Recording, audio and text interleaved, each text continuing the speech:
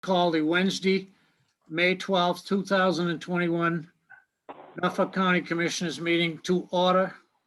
This meeting is being held under the executive order on remote participation. On Thursday, March 12th, 2020, Governor Charles Baker issued an order suspending certain provisions of the open meeting law, Chapter 30A, Section 20. That order was effective immediately and will be rescinded until it is rescinded or the state of emergency is terminated. I'm going to call the roll. Commissioner Collins. Present. Commissioner Stady. Present. And Commissioner Shea is present. We have a quorum. Do we have a motion to accept the minutes of the May 5th regular meeting for approval? So moved, Mr. Chairman. Second. All in favor? Aye, Aye. that's unanimous. Number 4, minutes of the open session meeting of April 28th for approval. So moved, Mr. Chairman. Second. All in favor? Aye, that's Aye. unanimous. Number 5, any public comment? Have we received anything from anyone, Michelle or Bill? I have not heard anything. Okay, well, no public comment at this meeting. Number 6, facility maintenance, capital improvement report, and Corona update. John McGowan. Good afternoon, Commissioners. Hey, John. Good afternoon. I don't have any capital improvement report to make, and thankfully no COVID-19 either. We've been lucking out pretty good here with that. Seems like it's dropped off quite a bit. But I'm still keeping up with the spraying 3 times a week.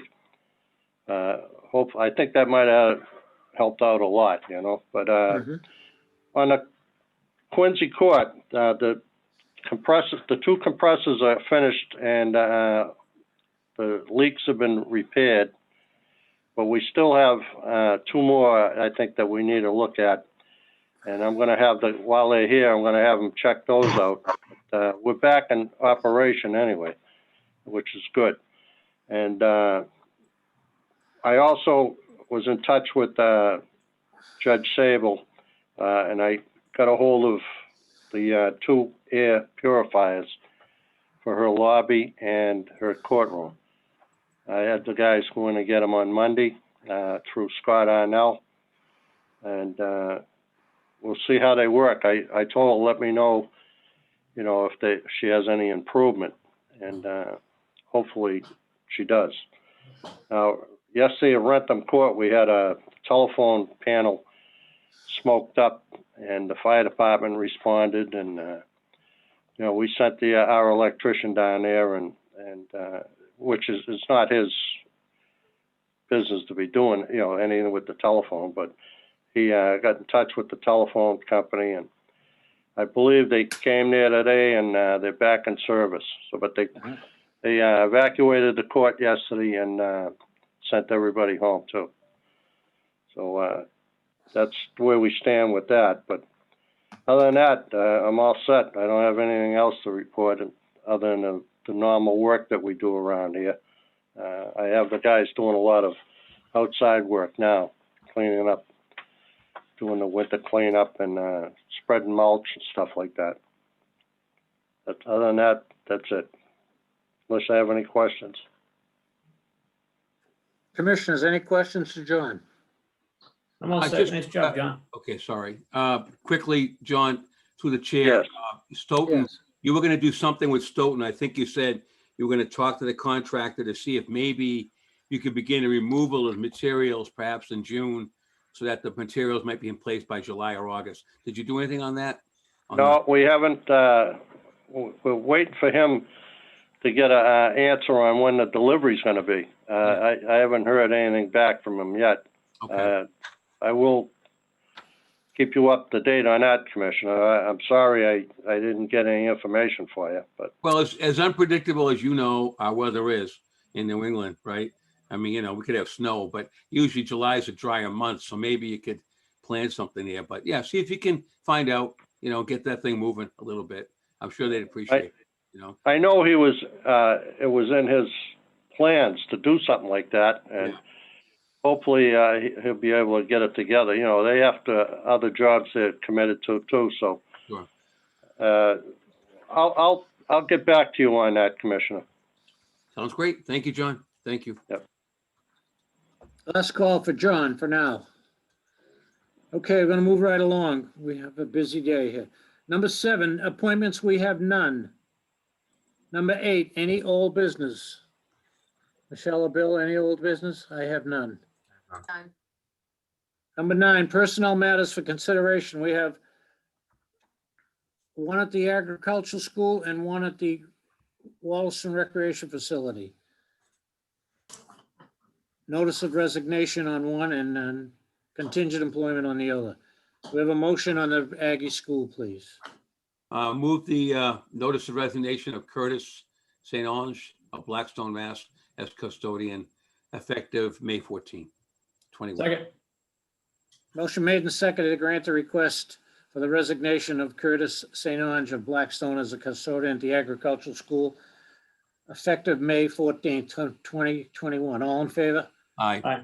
Unanimous. Wallaston Recreation Facility. Move notice of a contingent employment for Catherine Delaney of Milton, Mass. Seasonal pro shop employee at the rate stated effective 5/19/21. Second. Motion made and seconded. All in favor? Aye. Aye. That's unanimous. Payroll and expense warrants for approval. Number 10. Yep, I move, Mr. Chairman, warrant 21-45 payroll county, the amount of $134,327.57. Second. All in favor? Aye. That's Aye. unanimous. And I'll move the expense county warrant of May 2nd, 21 in the amount of $26,037.10. Second. Motion made and seconded to approve the expense warrant. All in favor? Aye, Aye. Aye. I believe that's it, Mr. Chairman. Only two today. Thank you. Yep, you're welcome. Number 11, bid openings, we have none. Contract awards, number 12, we have none. Number 13, vacation carryover. Letters and discussion. This is carried over from a previous meeting. In your packet, you will find the requests from various employees for vacation carryover for reasons stated in their letters, generally corona-related, virus-related, and generally these are managers or first-line employees that are supervised in some way, shape, or form. In discussions with legal counsel, Michelle McNulty, this is a subject that's near and dear to our heart, in that we've been trying to get our arms around it for several years. And lo and behold, we were making some progress, and along came coronavirus, which, without repeating all these letters, is mentioned in every one of them. We have concerns because we need to get people to start taking these days in this year, because every time we roll them over, we get a bigger nut to crack at the end of either their career or whatever else happens, and we need to follow the policy or come up with it. We do have a policy. We added a week onto it. I'm going to rely on Michelle to explain if it's needed beyond what I'm saying. And then we can't wait any longer. We have to implement this, and we have to urge these people to start taking some of this time, because it doesn't get any smaller. We don't have a contingency plan as of this time. We haven't had one in the past that I'm aware of to pay this out, and I don't think it's being dealt with in this other manager report, but it very well may be in there, but I haven't inquired. So that's the reason for them on this agenda. So if Michelle, if you want to add to it, go ahead. And if anyone wants to, any commissioners want to comment on this, but we need to address it sooner rather than later. And I realize this is a jam-packed day for us, but we did continue it from last meeting. Michelle, anything you can add?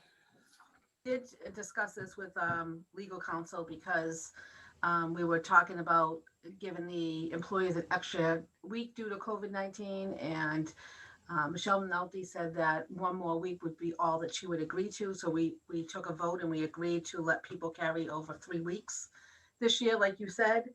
And then after that meeting, we've received some requests, and they're very different. Their requests are for different reasons. So, and different time. I mean, some people are asking for just a week to carry over, an additional week that they, they may have had an accident and weren't able to, they had to cancel vacation plans. Or you have others that have this time. What do you do, shut me off? As a COVID. So we have different amount of times, and I think we need to make a decision.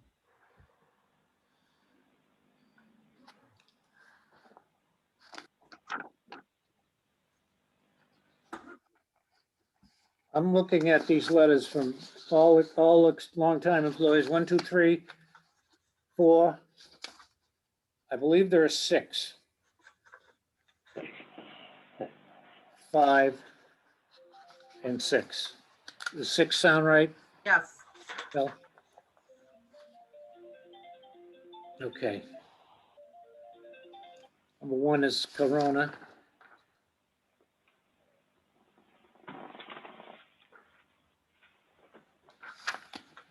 Commissioners, any questions, any thoughts, more than questions? Can I get some clarification, Mr. Chairman? Sure, I hope so. Maybe through you or Michelle. So like a couple of the letters ask for straight carryover of time. Others basically kind of state they have what they have and they just want to carry that forward with the understanding they'll start drawing it down, which is, I think, pretty reasonable. What's the amount, again, what's the maximum amount that these individuals are allowed to have as far as carryover vacation? What's the max? Is there a number you can give me? Well, the max is 10 days, but we added 5 to that. So this year there's a 15-day max that you can carry over. So if someone, let's say hypothetically says, I've got 40 days of vacation, how did they get that if they only carry 15? That's why I wanted to We clarify. allowed them to carry over a year's worth of time last year. Last year. Yep, so they could carry. So if someone had 4 weeks in a year, they Yeah. were able to carry 4 weeks over last year because the state was shut down. Okay, that happened last year Mhm. because of COVID. Right. Okay. It had a big effect on it. I mean, not Okay. all of it is COVID, but a lot of it is. And again, Okay. these are supervisors that are called in, are required to, they don't work on overtime. So under our contract, if I'm getting this clear, we only allow 10 or 15, right, Joe? That's what we allow. 15. But these people had it because of COVID, they couldn't use it. So they carried it over, right? That's what they have because of COVID. They carried it over last year into this year, but they didn't burn this year. Yeah. And each July, they get, everyone incurs more, gets more vacation time, correct, Michelle? Depending how long you were here. Okay, So you yeah, get but 2 weeks everyone- until you've been here 5 years, and then you get 3 weeks, and it goes up from there. And we're gonna be up against July 1st very soon, so we really, And last year, we allowed all employees to carry over a year's worth of time. So depending on how long you've been here, your carryover is larger in some cases than others. Well, I mean, COVID wasn't their fault. I mean, obviously, no one really could go anywhere or did much traveling. It would seem not fair to punish people for carrying over time during COVID. So I like the letters that were had. They said, I have the amount of time. I respectfully want to carry it over, but I will begin to use it down. Maybe we could put down something in our motion that says they must use a certain amount by a certain date so we don't run into that problem you're afraid of, Mr. Chairman. Just a thought, just throwing it out. I'm open to anything. I've only been here, I'm in my 5th year, but it was a favorite of Frank Haggerty's. He worked hard on it and got some policy in place. And on April 21st, we adopted a plan. And at the end of it, it says these have been, if individual cases are exceptions that are not to be set precedents to establish past practice. But basically what it says is that by written application can make a plea to the county commissioner. I have the whole motion that was properly made and seconded. And it says effective June 30th, 2011, no employee in Norfolk County shall have more than 15 days of accumulated leave on the books. Any leave beyond 15 days shall be deemed lost, and no compensation shall be paid for such loss. The county commissioners, acting as the personnel board, may upon written application grant up to 1 year of vacation carryover to an employee based on the particular circumstances of the request. Such carryover and any current vacation leave must be used in the succeeding year or is deemed lost. These individual cases are exceptions and are not to set precedent or establish past practice. And Michelle surveyed past other towns in the county. We heard from Medway, we heard from Wellesley, we heard from Westwood, we heard from Sharon, and we heard from Foxborough. And we also have minutes of notes of the conversation that we had with Michelle McNulty. So it comes down to our decision. My biggest concern, Yeah. two concerns, treat everyone the same. And number two, we gotta start, regardless, we gotta start, people have to start using this time. Because, Can I say something? in a minute, For John, you you, certainly Mr. can. Chair? But let me finish my thoughts. And then, June 30th is coming very fast. And then people are gonna accrue more time in July, which is standard procedure. Go ahead, John. Well, you all know the reasons why the maintenance department couldn't use their vacation time, Sheila, John, and I, because we were here. Sometimes 7 days a week, disinfecting all these buildings. How can we go on vacation, and how can we use that time? We used some time, everybody used it. Sheila used some, John used some, I used some. But my main priority for me was to be here. And I was here all the time. I got calls from Mullen on Sundays, Saturdays, Sunday nights, all the time, all year long. I don't know about these other people. I'm not talking about the union people. No, I'm not either. These are all These are all I think supervisors. you're referring to, Michelle was referring to that. I didn't get 10 days. People, yeah, I remember when you awarded the men, the union people 10 days extra, we didn't get it. Management. I think I was specifically told by Mullen, you don't get it because you're not in the union. All I'm asking you for is to carry over the time that you had me carry over last year because I had to be here to deal with this pandemic. I didn't have time to use it, but I am going to use it. I told you that. I'm going to take time off. Now that this is slowing down, we're all going to be taking time off. But I can't have everybody in the department. I can't have Sheila leave, John leave. No, I you can't do that. So we're gonna work on taking our time off, and we'll get it down. It's as simple as that. I don't understand what the other people are. I don't know who they are, and I don't care. All I care about is Sheila and John. And we understand that, but we have to deal with apples and apples here as far as the people and I mean, it's been difficult. You know, it has been. It's been difficult for me and John Okay, and all right, Sheila I too. understand. I mean, these people, you're probably talking, these people are looking for this. We're probably working 1 week at home the next week. We didn't have that luxury to do. We had to be here. Okay. Well stated. Mr. Chairman, through you, Michelle, could you tell us some of the other ideas towns are doing? What you said you talked to different towns. Can you They fill us? weren't really, I looked at it a while ago, so don't quote me, but Sure. some of the towns were given an extra week, some were not. Mhm. So they weren't going beyond an extra week, which is what we worked out with Michelle McNulty. But I don't know how long their employees have been there. There's a lot of unknowns with that answer, so I don't want to lead you in the wrong direction. Well, Mr. Chairman, I mean, I think, may I just respectfully suggest a couple of things, just for discussion. You asked for ideas, here's my thoughts. I think we should evaluate each one case by case. I think we should probably grant some of those days for those people. I would be in favor of that. But I'd want a stipulation that the caveat would be that they must use 10 days within a 6-month period. That would assure us that there's not an overburden or an excessive accumulation, so that they have to use 10 days within 6 months of this date. And if they don't, then they forfeit those 10 days of the total we carry over. So say we agree to carry over 40, I'm just throwing it out there. They must use 10 of those 40 within a 6-month period. That might maybe calm down some of our fears about excessive buildup, maybe. And at the same time, satisfy the employee's demand and requests respectfully for a vacation that they've earned. That's just a thought. I'm throwing it out there. It's a good one. I'm not disagreeing. Yep. The problem is. Yep. Recently, we had some retirements. Yeah.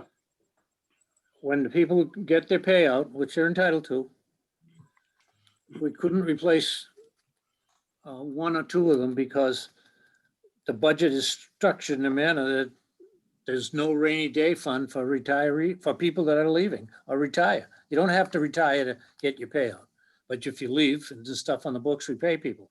So we couldn't fill one job, which we're going to address this week. I think it's on the report today, and because we had to wait till we could recoup that money, so to speak. Again, Corona's a one-time event, hopefully. But this has been around the last 3 or 4 years that I've been here, and it keeps, it keeps rolling over, and I'd just like to bring it to a head and get going on it. I'm amenable to any. If you put yours in the form of a motion, I'll vote for it. But as the chairman, we've got to move this forward. That's all I can tell you. Michelle's memo is very straightforward, and she's looking at it as an attorney and as our labor counsel. So she certainly knows the issues, and she knows that some departments are different than others, and he accounts for it. One of these requests has to deal with someone who fell the week that they were going to go on their 2-week vacation out of state and couldn't go. These are things we have no control over, but I think we ought to come up with a policy and stick with it. Try it. If it doesn't work, we'll change it again. Peter, Commissioner Collins, what do you think? You have more experience with this, the history of this than I do. The history maybe, but COVID is definitely different, and people's lives are on the line, and that was why we allowed people to, carry over last year's vacation time. It made sense. It was the right thing to do. I think everyone believes it's still the right thing to do. I like Dick's suggestion. We don't want to punish the people that went the extra mile for us, and I like the idea of in those particular instances when it's deemed appropriate, because these people had to be on call, they had to be at work every single day. I can see where some give would take place. And so Dick, I like your suggestion. You have to burn 10 days in 6 months, and I'd say you have to burn 10 more days in an additional 6 months. Yeah, something like that. Yeah. But you got to burn them. And this is a problem for these people carrying over these dates. I don't think they want to carry them over into the following year, because what's going to happen then? They might not be able to use them for whatever reason too. So it's good for everybody if they can burn them. But I like your idea.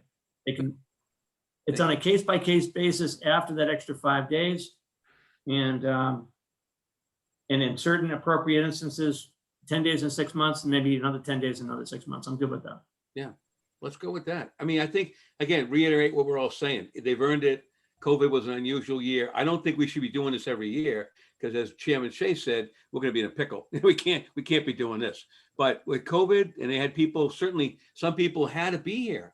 It's not fair to punish them, so let's see if we can give a little and get a little and come up with something like that. I would move, Mr. Chairman, that we grant a carryover Well, again, do you want to do a case by case on these letters here? How do you want to do that? Because it's, you want to grant each one at a time? But my idea would be that whatever we grant, okay, my motion would be whatever we grant for a carryover request, the employee must use, like you said, burn 10 days within 6 months, subject to forfeit, and also within another 6 months, another 10 days. So in a sense, within a year, they got to burn 20 days. That makes sense? Yes. That more or less capture the motion? Unless you want to do it case by case. I don't think, Someone had 60. I didn't know where that. How do you get 60 days? How does that happen? I think I don't think it's Not very me. hard to accumulate. I really don't. And I don't want to do them case by case. I want to try to, you know, I want to do something and I think we should go with a motion and try it, figure it out. If it doesn't work, we'll come back and try something else, but.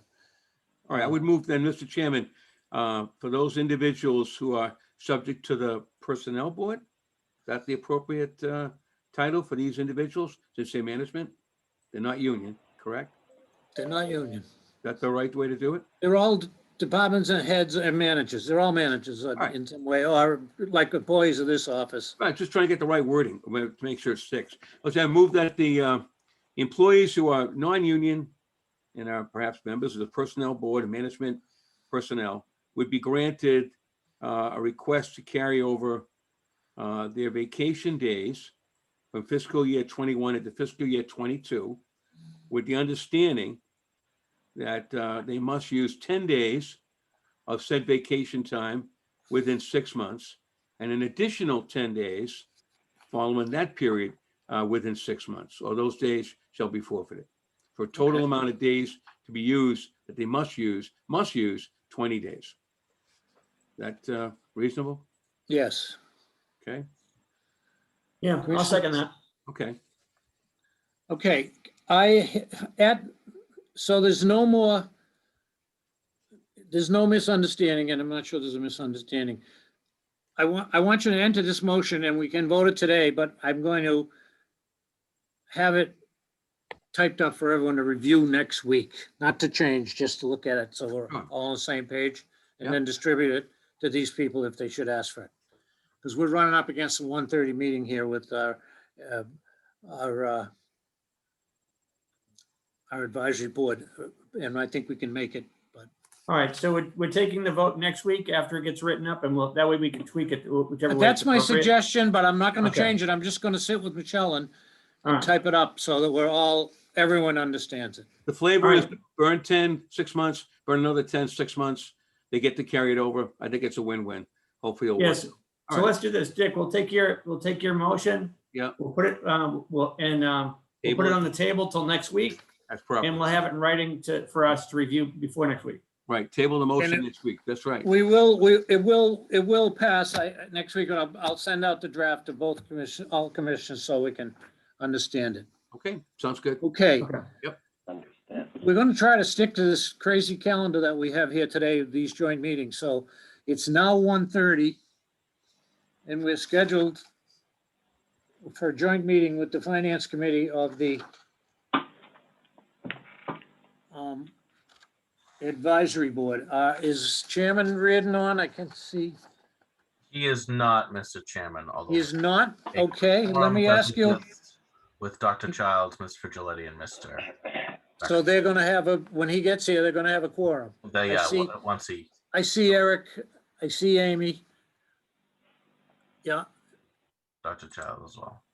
because we're also gonna run up with the school board at this afternoon. Can we jump to do one or two other items on our regular budget, members? Next, So let's keep on going. number 14, report on the American Rescue Plan Act of 2021. Bill Mr. Chairman, Buckley. I have a tremendous, good sense of timing. The guidelines, all 151 pages, are out. I know Treasurer Bellotti, myself, Director Labadini have been hopping on conference calls all week on this. We had a number of conference calls with NACO and the Treasury to unpack these guidelines. shockingly, there are still large parts of the guidelines direct us, for example, the subrecipients, which would communities under 50,000, those guidelines remain outstanding. Exact explanation of what capital projects and sewer and water infrastructure, for example, are available to us remain outstanding. I think the most, one of the two crucial things I think are important to speak of today at this meeting is one, we have been meeting with our county counterparts, and that we did get some information from the governor's director, Heath Fair, of federal funding. And he explained to us that the Commonwealth is anticipating applying to take ownership of their portion of the funds within the next few days. I have asked now 3 days ago through the Treasury portal what the drop dead deadline was to actually apply to receive those funds. I have not heard back, nor have I heard back from the National Association of Counties Frequently Asked Questions Center on that. Mostly, I think, because no one's really, most government entities aren't even considering, say, not taking it, or the mechanics of it. They're just making preparations to do so. I think a really important data point for the commissioners is what the Commonwealth, who is going to receive the funding for the abolished and extinct counties, what they are going to do. It has been articulated to us that their intent is, they believe at this time, to turn that money directly around to the entitlement units within the counties, but they haven't made a final decision, nor, very importantly, has the governor staff decided how much, if any, they're going to take off the top of that allocation for administrative costs. It is very clear in the guidelines that administrative costs can be charged to the award, which is good news. But the amount that the governor is going to take off for the abolished counties to administer to them has yet to be determined. Importantly, if the commissioners chose to transfer these funds, should we transfer them to our constituent communities? We own, it's very clear in our reading, we own the oversight. Should we transfer them to the Commonwealth? That transfer, we would have, and the constituent communities would become sub-grantees of the county. Should we do the same to the Commonwealth? The Commonwealth would not become a sub-grantee of the county. A very important point of clarification I have yet to receive is that if the county would say, like, to give 95%, 85% of the money to the Commonwealth to give in turn to the towns and administer for us, can we retain the rest? It still is unclear if the county could take a small portion, or if the transfer must be complete. My sense is that the transfer probably will be complete, but that's an important piece, again, unanswered. We asked directly the Commonwealth if they have an interest, if, like with the CARES Act, if the governor, as we asked 2 months ago when this process started, is the administration asking the counties to give us those funds? They do not have an answer for that. There is no, the administration does not have a position at this time on the county's portion of the funds. So that is yet another open question. And another important piece we are looking at, principally with school business manager Rick Fitzpatrick and the Treasury staff downstairs, is the notion of revenue loss and the ability to use this bill to replace lost revenue. From my reading, and the treasurer can correct me because he's also been reading this, from my reading of these guidelines, lost revenue is not a line item by line item proposition. It is total. We must calculate the total revenue of the county. So if, say, the school has revenue loss in school lunch or transportation, that revenue loss must be greater than the revenue gain we have in the registry. If I don't particularly want to make a hard and fast forecast, and I know there are a couple different ways to calculate revenue loss, and I'm working with Joe Dioria now to try to give you a very a real explanation, but I don't believe the county will be able to use much, if any, of these funds to speak to revenue loss. And so that, I think that is an important, a crucial piece that we are doggedly looking at right now. As well, premium pay for essential workers. The NACO guidelines do tell us, and I read the Treasury guideline, the NACO assessment of the Treasury guidelines, and I read it the same way, say that any work performed by an employee of a state, local, or tribal government, of which we are a part,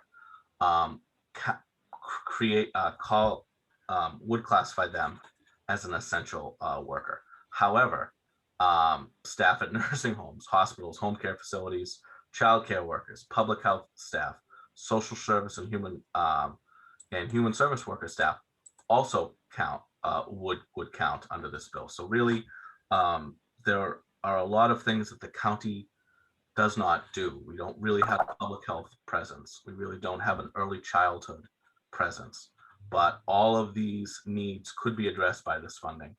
And I think it's important to begin to set the dialogue about how we move forward, given the fact that in the last 48 hours, we have moved beyond hearing from town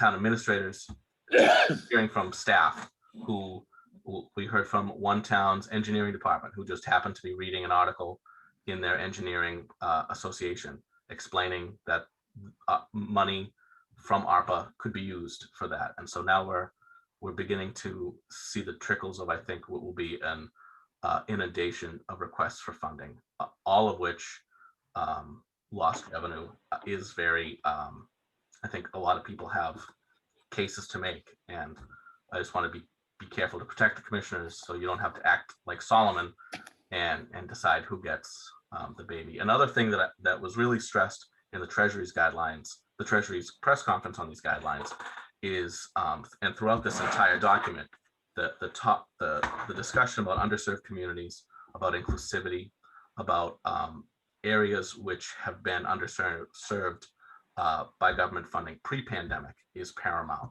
And so as we look, as we decide how to move forward, we have to really keep at the forefront of our minds the fact that there is a strong desire in the bill and in the regulations to make sure we are looking at underserved communities and putting a premium and a primacy of those. So that's the type of conversation we've been having and hearing from managers like Brian Howard and Randolph, who's the hardest hit. Finally, I believe we are able to get 1/2 of the money now. They're describing 2 trenchants of the money. However, we would have to look, and I have a call into the Department of Labor Standards of the Commonwealth. If we are over 2% unemployment for the county throughout the preponderance of the pandemic, we would qualify to get all of the money at once. So that too is unanswered, but we have the feelers out and the questions. So we've been hearing from other communities. We believe the Bristol County Commissioners will meet Friday morning. We were going to speak with staff at about Friday at noontime of our colleagues. I do not know when the Plymouth County Commissioners are meeting currently. We know Barnstable is taking the money and they're going to use it for water infrastructure projects collectively. And the Barnstable County, they have the resources to do that. They have the ready-made government oversight to do that, and they have the community buy-in to do that. So they really are not taking this too seriously. But I think Bristol, Plymouth, and Norfolk are sort of in the same boat, and we're each as staff looking at one another. So that is where we are at 1:42 p.m. on Wednesday. I have, as we await guidance as to if the need to take ownership of these funds is immediate, I have in tomorrow's commissioners meeting for the director interviews, I have put at the end an ARPA line item just to play it safe, so that if we must accept the funds by the end of the week, let's say, we have that opportunity to do so. So we were just trying to plan. I can field questions as best I can, but perhaps first, as we do have a quorum of the Finance Committee, maybe Okay, let me, could call them to order.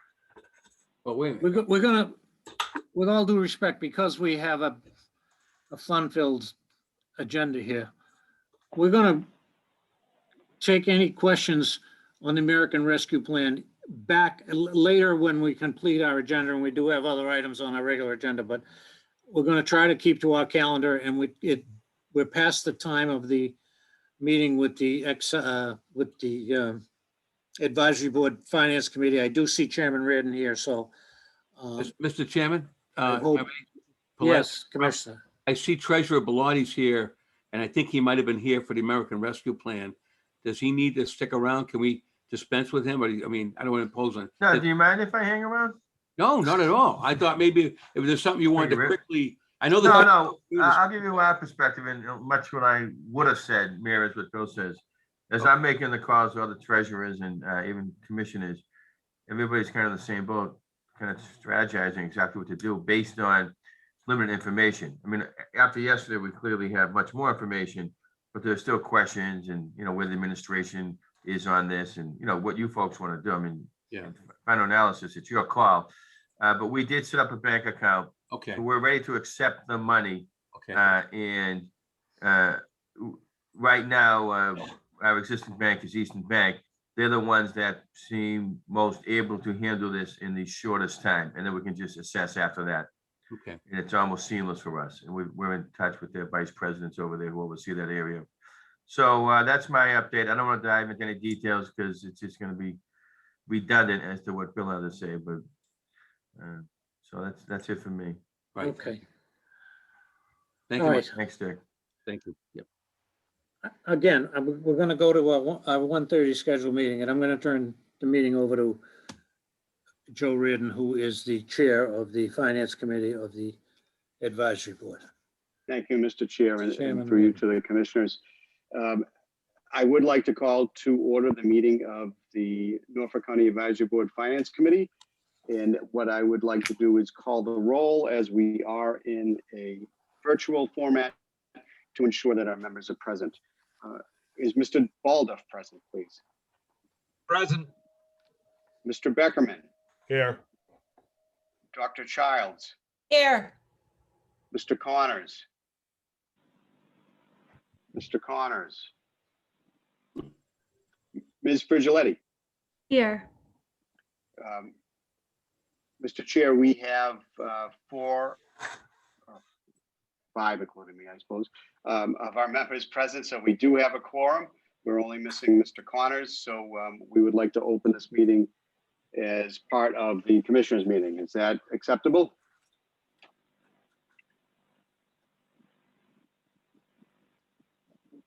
Chair Shay?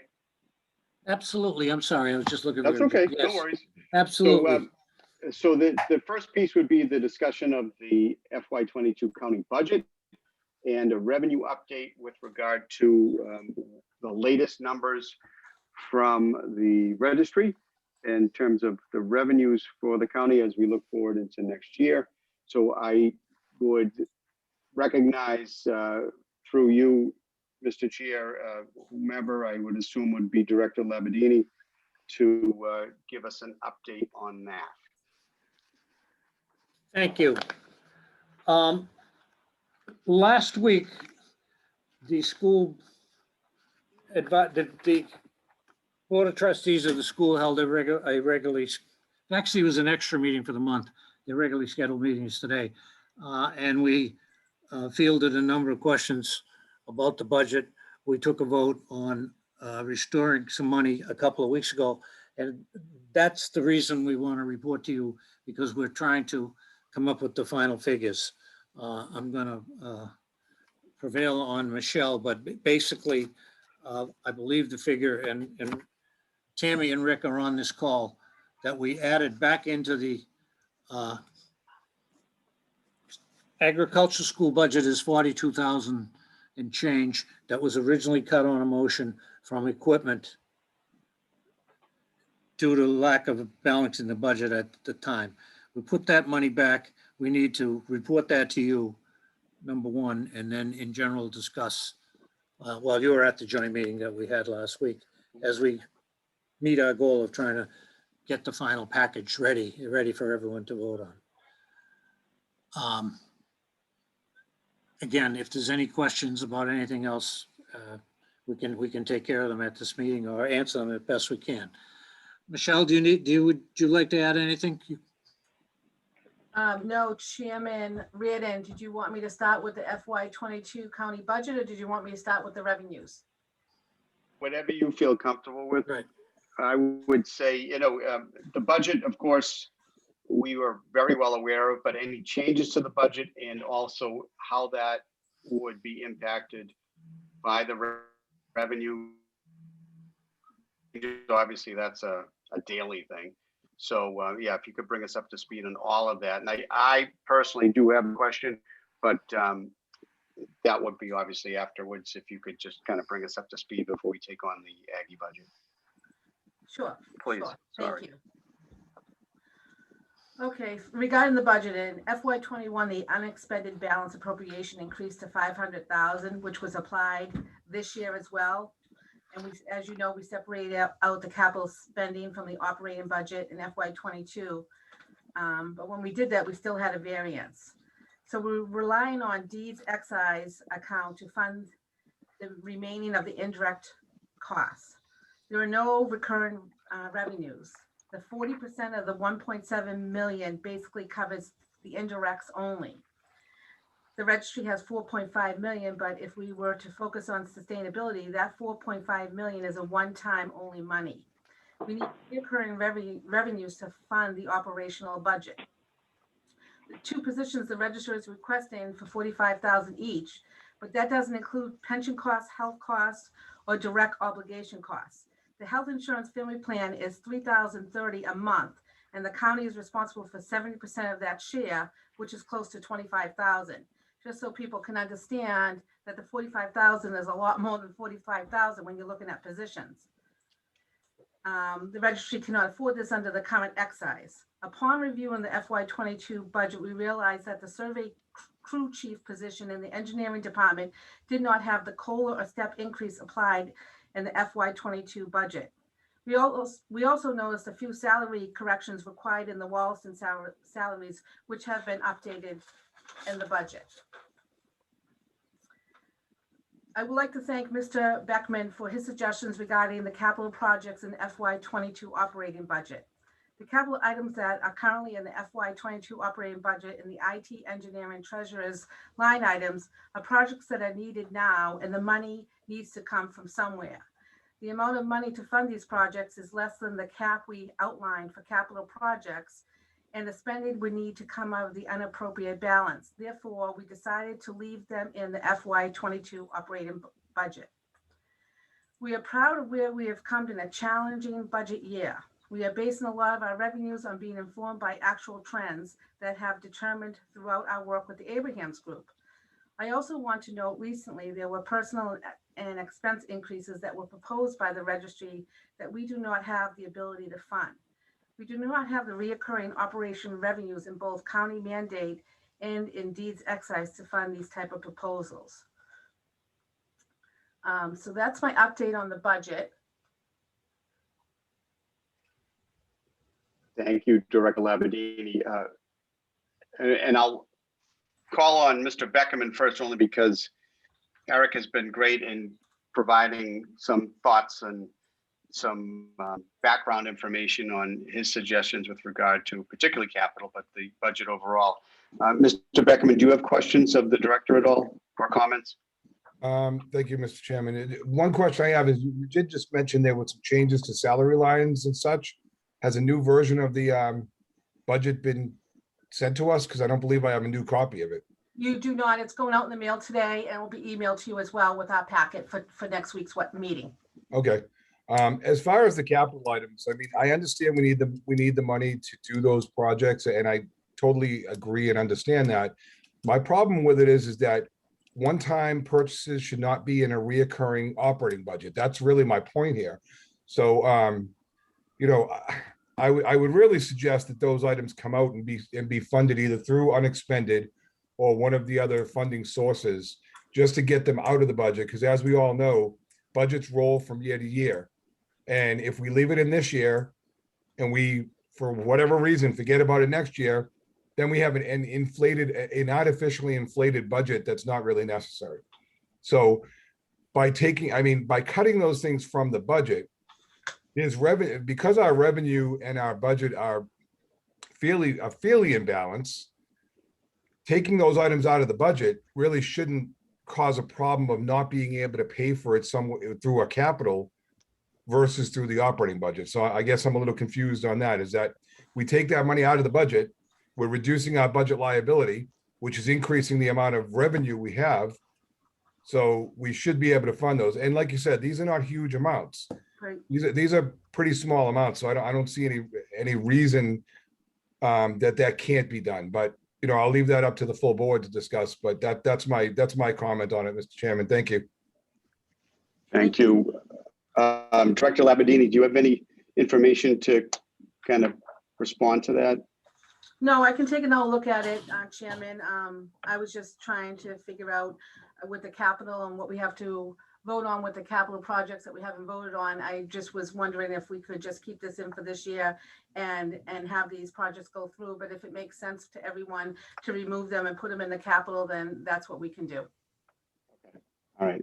Obviously, between now and next week, the Finance Committee will have a meeting prior to the Advisory Board meeting next week, and we could probably work some of that stuff through at that point. Thank Okay, you. excellent. Mr. Baldoff, do you have any questions?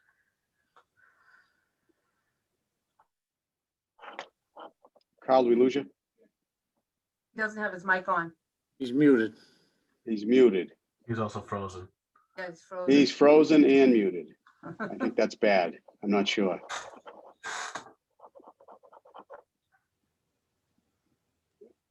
All right, he's having tech issues. I will move on. Dr. Childs. No, I have no questions, but I do agree with Eric about the trying to move it out of the operating budget, especially for next year's implications. Yeah. Okay. Dr. Childs, do you have the air conditioning on over there? You look like you got a little wrap around you. I am so cold. I don't know why. I do have a wrap on. Is Mr. Connors on the call? Has he joined us? Sorry, I'm late. No worries. Do you have any questions? No, sir. Thank you very much. Ms. Frigiletti? No, I don't, but I do agree with moving that stuff, moving those line items out. And also, if we could get the information as soon as possible, that would be great before our meeting next week, just so we have time. Awesome. Thank you. Is there anyone on this call from the registry? Is the register on, or First Assistant Lee, or Second Assistant Wheeler? Anybody? Yes, hello, Mr. Chairman. Thank you, Register. I was on for the commissioners meeting, but I'm here. I appreciate it. One of the questions that I had in reviewing all of this was with regard to, and the proposal in the budget is for 100% of the online fees to come over to the county. But were you able to find out, Register, any sort of timeline on how and why the revenues have decreased from the online fees over the past few years? I know we had asked that before, but as we look forward and looking at revenues, we want to make sure that we can address that. Oh, I mean, if you recall, well, the history is the online revenues were 100% of, to the registry. Then that was from 2003 to 2007. And then it went 50-50 because there was some, there was some struggles, I guess. And we certainly wanted to help the county administration, and it was 50-50. So clearly, up to this budget, that's how it was. And whatever the county gets, we get. So there was an incentive for the monies to, whatever monies were raised, we have modernized a lot of the operations here. There's been technological changes, and, there could be ways to beat the system. I said, and I know maybe some people aren't happy. I know at the February 24th meeting, I quoted Bill Belichick. It is what it is. But it may be that some people have, taken screenshots or things like that. But I do want to point out, the public has a right to view these documents, and there's a fine line. I mean, we've tried to, drive, and run the registry like a business and get some revenues for the county. And we have certainly shared revenues with the county. But there's a fine line between the public records and, access to public records. And, I just want to be clear that, Secretary of State Galvin's position is they don't charge anything for, documents. So, again, I recognize revenues have gone down. I would point out that I think there was almost $12,000 sent over for the county share. I think the estimate was $180,000 for this year. So, I mean, if we have a good May and June, which is usually our busiest month, maybe it's not going to hit 180, but maybe it's only $30,000 off.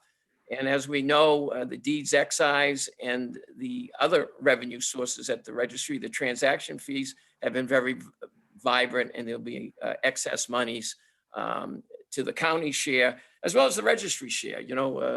As we know, the deeds excise, most of it goes to the state, almost 90%, but the remaining 10% is a 60% split for the county, a 40% split for the registry. That's by statute, Chapter 64D, Section 12.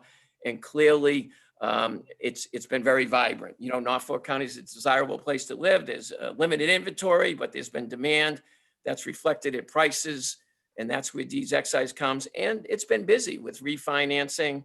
And so a lot of the transaction fees, which goes 100% to the county, certainly will exceed your budget estimate that you used for this year. So Register, if you could, please, could you just go back on the decline in online fees? Like, what's the genesis of the decline? One would think, now I just refinanced myself, and through Simplifile and things like that, you have that part of it, which is another question.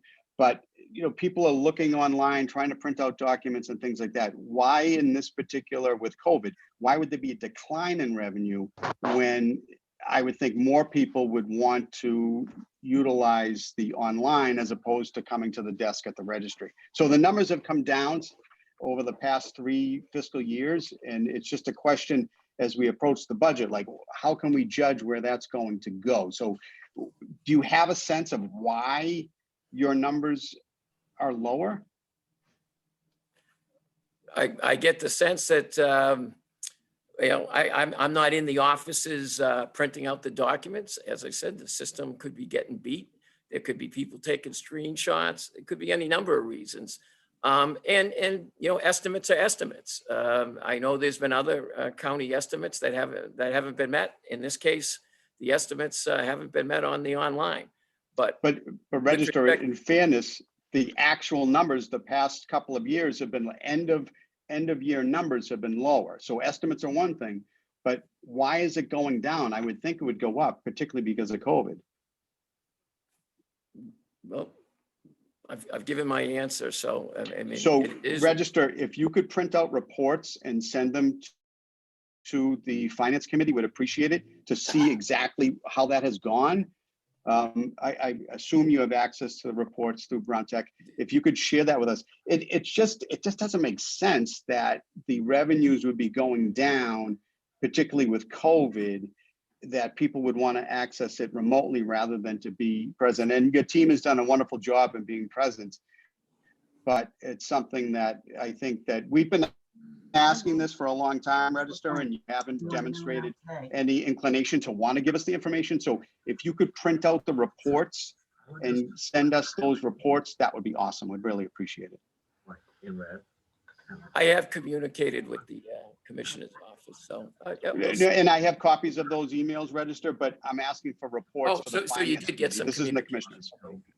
Well, Yep. So if you could provide those reports to the Finance Committee as we approach the budget, because there are lots of changes, and we'd appreciate that information. Sure, we will submit what we submit every month that goes over to the treasurer's No, I'm not office. asking that, Register. I'm asking for reports for the past few years as to why these numbers have gone down, showing exactly the monthly reports as to why that goes. I believe you can get that from Brown Tech, can you? We will take a look at it. Well, I'd appreciate it, Register, because we just want to be able to give this information to the advisory board and show why there has been a decline in revenue, because that affects us. Yeah, it affects the registry as well on the online. But I would point Right, out, but with remember, deeds excise, you Register, talk if I about could revenue. interject for one moment. Register, $43 billion if I can have been interject for one moment. collected. The register, excuse me, I'm the chair of this, and I'm asking you to stand by for one moment. The registry is a department of the county, and it is the revenue piece, and you can smile and smirk, and you're independently elected, and I appreciate that, and I respect that. However, you are Respectfully, a I'm not department of the smiling county or that provides smirking. revenue. So, you know, how you address people, I've Well, noticed that's what some of it the appears to meetings, me. Mr. Chairman, you really should work on it. Well, I appreciate that, but I'm the chair of this meeting and you're not. So my question to you is, again, a smirk. My question to you is, if you could just provide that information, because you've been reluctant to provide it, and just so we can see it, it just makes life a little bit easier. Transparency is the key. I want to be clear to people that listen, you can, shine things a certain way. Every month, we send information over to the treasurer's office on the online. So you talk about transparency, we actually do transparency here, but we will. Great, just provide it to us, and you can talk to Treasurer Bellotti about that. As long as we see it, it's fine. Could I finish my thought? Please People go right here ahead. asking about on revenues. You're focusing, I guess we're going to be short $30,000 in your estimate. The registry, the county share is 180. We'll see what happens in May and June. I hope it's a busy May and June. But with respect to revenues, I also want to address one of the other parts of the revenues that get collected is deeds excise. Through April, over almost $44 million has been collected through the good work of the staff here. And again, I recognize a lot of it goes to the Commonwealth, but through April, almost $2.8 million has gone to the county, which is over their estimate. So there's revenues there. Transaction fees are well over the estimate you used in your budget. So yes, I grant it, revenues are down in the online, but please recognize that the staff has worked hard through COVID, and deeds excise is up tremendously. It's been a vibrant economy, real estate wise, as well as transaction fees. And there are other fees we collect that unfortunately the county doesn't get, like the CPA monies that go back to the towns. So there are other revenues that have been collected. And, for instance, in calendar year 2020 through COVID, there was $68 million in total collections. So I recognize we're down in the online. We will look at the information and work on that issue. But I just wanted to address your revenue concerns. No, we appreciate it, and the market is what it is. I myself have refinanced, so those fees are there, and the county appreciates it, and your team has worked tremendously through COVID, and there's no issue there. My concern is only about the declining revenues from online fees. And if there is an issue, as you say, with people beating the system, we want to rectify that. We want to make sure that everything is on the up and up, and that all of the fees that should be captured are for the county. And it's frankly important for you, for the ability to be able to offer that to people online. So if you could work with Treasurer Bellotti, if you submit those reports to Treasurer Bellotti's office and submit that information to the Finance Committee, would be greatly appreciated. Thank you, Mr. Chair. I'd be happy to work with Treasurer Bellotti. Thank you, Register. Are there any other questions from the Finance Committee about the 2022 budget? Okay, hearing none. I'd like to open up, and we have discussed this before, the FY22 budget specific to the agricultural high school, and also talking about the closeout budget from last year. And I believe there are some trustees on the line, as well as Dr. Quinn and Mr. Fitzpatrick. I would defer to them as to how this presentation will be made. Joe, may I jump in for a moment? Okay. Commissioner Collins, is that you? I'm sorry, I can't see you. It Yep, is. I can Thank see you. you now. Okay. Two things. So the first thing is, because of COVID, my kids, when they went back to full-time school, I had to pick them up. They didn't make the bus schedule. So I'm gonna be getting off the video in about 10 minutes, but I'm gonna have my phone going. So I'm gonna be in the car. I'm gonna be still part of the meeting. I'll pick it up back when I'm at my house. So you won't see me for a little bit, but I did want to mention one thing because I may be on the road. It's easier just to do it now. I was hoping Mike McFarland during this presentation could just address two different things, the housing issue and the deficit shortfall issue in this year of COVID. And Mike and I had talked about this earlier today, so he's fine with presenting it to you today. But those are just two issues because of his particular expertise in having run the city of Quincy. He ran the finances for the Aggie. He was the director at the Aggie, bank president. He speaks with authority. And I thought it'd be nice for the finance committee to hear from him on those two specific issues. Chairman Reardon. Chair Shay. Protocol here. I believe that this is going to be a joint meeting among all of us, but we need to have Chairman Little call his meeting to order. Oh, it's a public meeting. We're doing pretty Okay. well. We're only 9 minutes late for his meeting, and then we're all here together, and let's have at it, All right. if you agree. Oh, no, absolutely. Okay. All these different public meetings. I get it. Well, we worked hard. It's changed several times, and there's one tomorrow. And it looks like there's going to be one Friday. So Friday's subject's pretty close, though. Tomorrow is an open meeting. Chairman Little.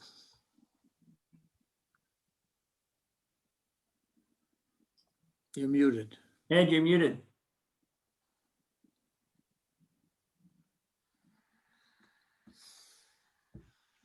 How's that? Excellent. There you go. Loud and clear, Ed. It might have been better off if I was muted. I will call the meeting to order for the Norfolk County Agricultural High School. And I'll check the attendance. Commissioner Shea, Present. Commissioner Collins, Present. Dick Stady, Commissioner Stady's here. Liz Smith, Present. yeah, Mike McFarland, Present. Matt Sheehan, and myself. We have 6 members and 6 of our trustees are present. And I don't know where we go from here. I'll turn the meeting back to you, Joe Reardon, rather. Thank you, Chair Little. Chair Little, it would be directed to you now at this point with the presentation of the changes in the agricultural high school budget. I'm So sorry, whatever Joe. you and your team have. Okay, I will refer that back to Rick Fitzpatrick or Dr. Quinn. This is Rick Fitzpatrick, Mr. Chairman. Yes, sir. To all those on the call, action taken by the Board of Trustees on April 28th, 2021 was as follows. We actually had notifications taken place by a couple of employees. Well, one in fact that the nurse that intended to return next year and because of health reasons and COVID has decided to retire. We had hired someone during the year to replace her. She's done an outstanding job and she's going to take that vacancy starting in July as a full-time nurse. So we realized a savings there in that position. Secondly, we had a late submission of a teacher submitting for a step and column move, which we hadn't anticipated that it would be a move of 2 columns. We had actually allocated 1 move. So that was an additional $4,600 roughly that we had to bring back into the budget. We also had removed the separation cost relative to an employee that had given his notice of retirement, but for all the good reasons, decided to remain another year.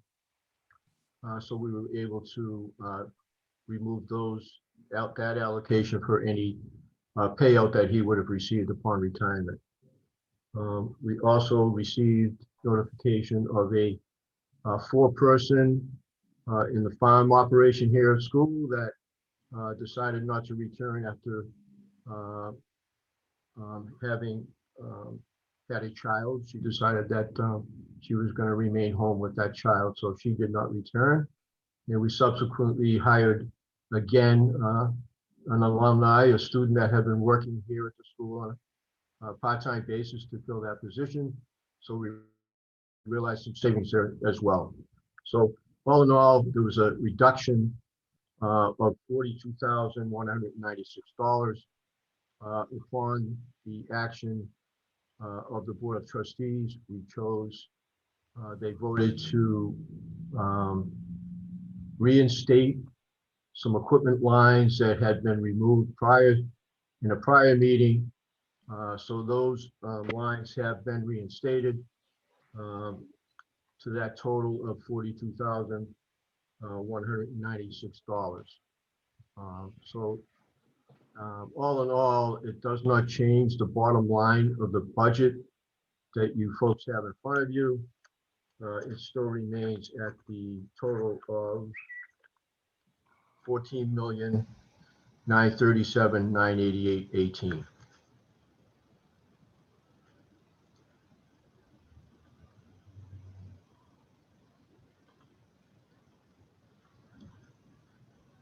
Thank you, Fitzpatrick. Do the members have questions at all? I know this has been kind of fluid for the past period of time. So I'll start with Mr. Baldoff. Do you have any questions? No, Mr. Chair, I do not. Thank you, Carl. Mr. Beckerman, I do not at this time. Dr. Child? Not yet.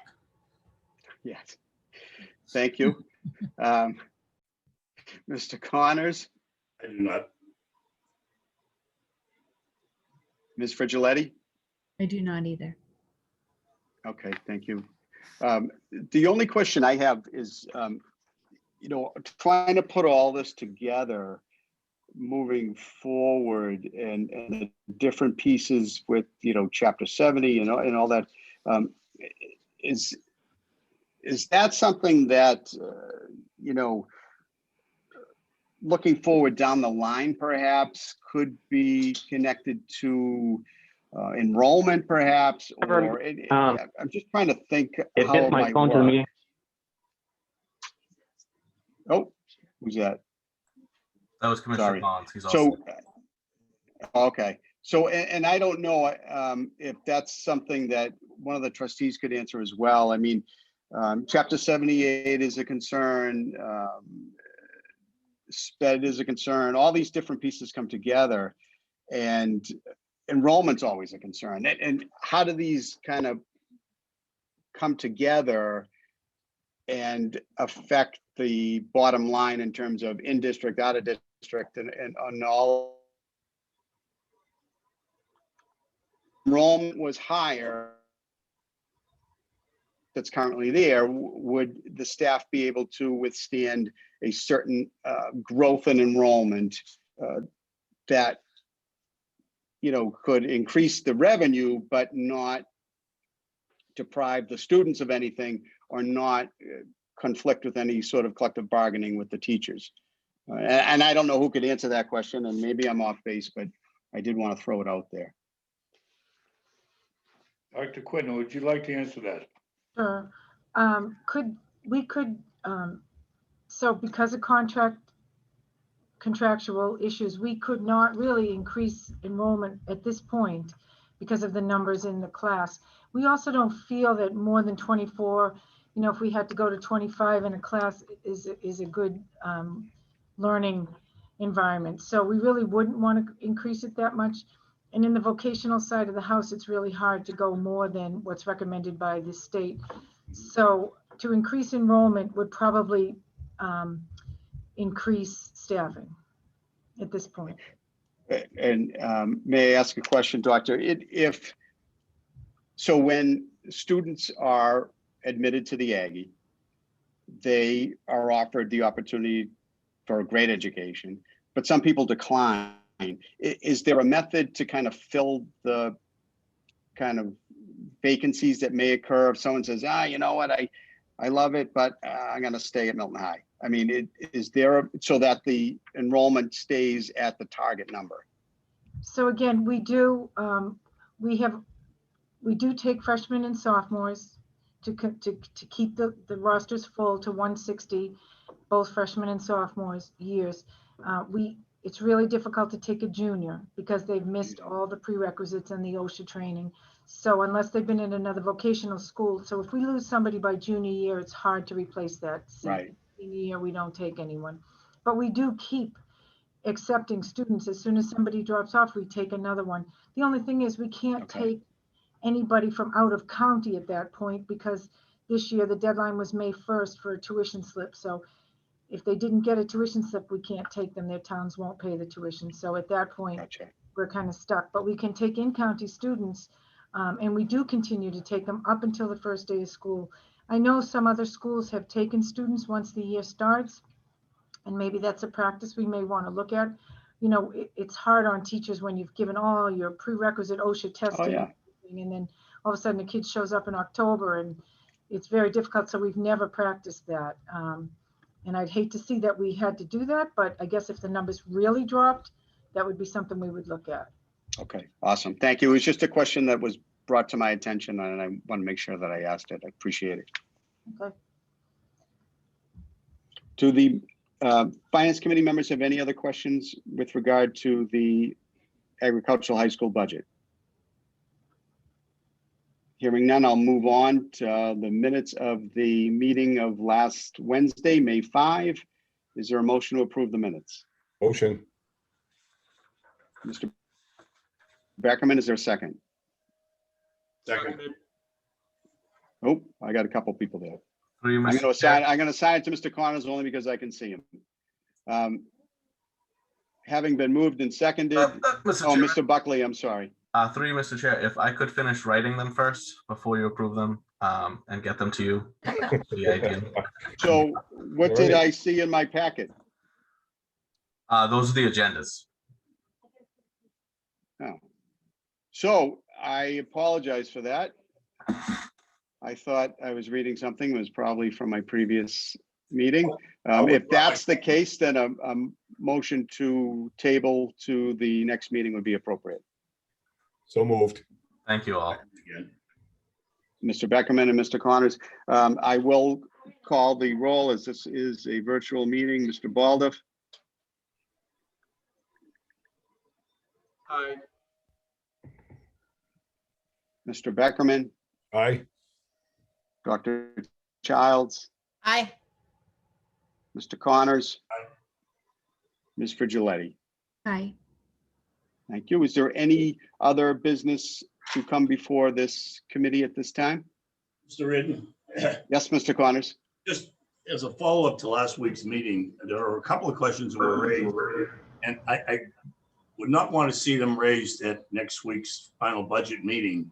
If somebody might want to at least speak to a couple of issues that came up, one with respect to the tractor, one with respect to the funding, the solar money for the canopy, how much of an offset that was. One with respect to Wi-Fi outdoors, some smaller issues. Some of those issues that came up last week, I think there were 4 or 5 of them. I can name a couple more, but if we could just address them at this meeting and not have to be visiting them next week, I think it would save us a lot of time next week.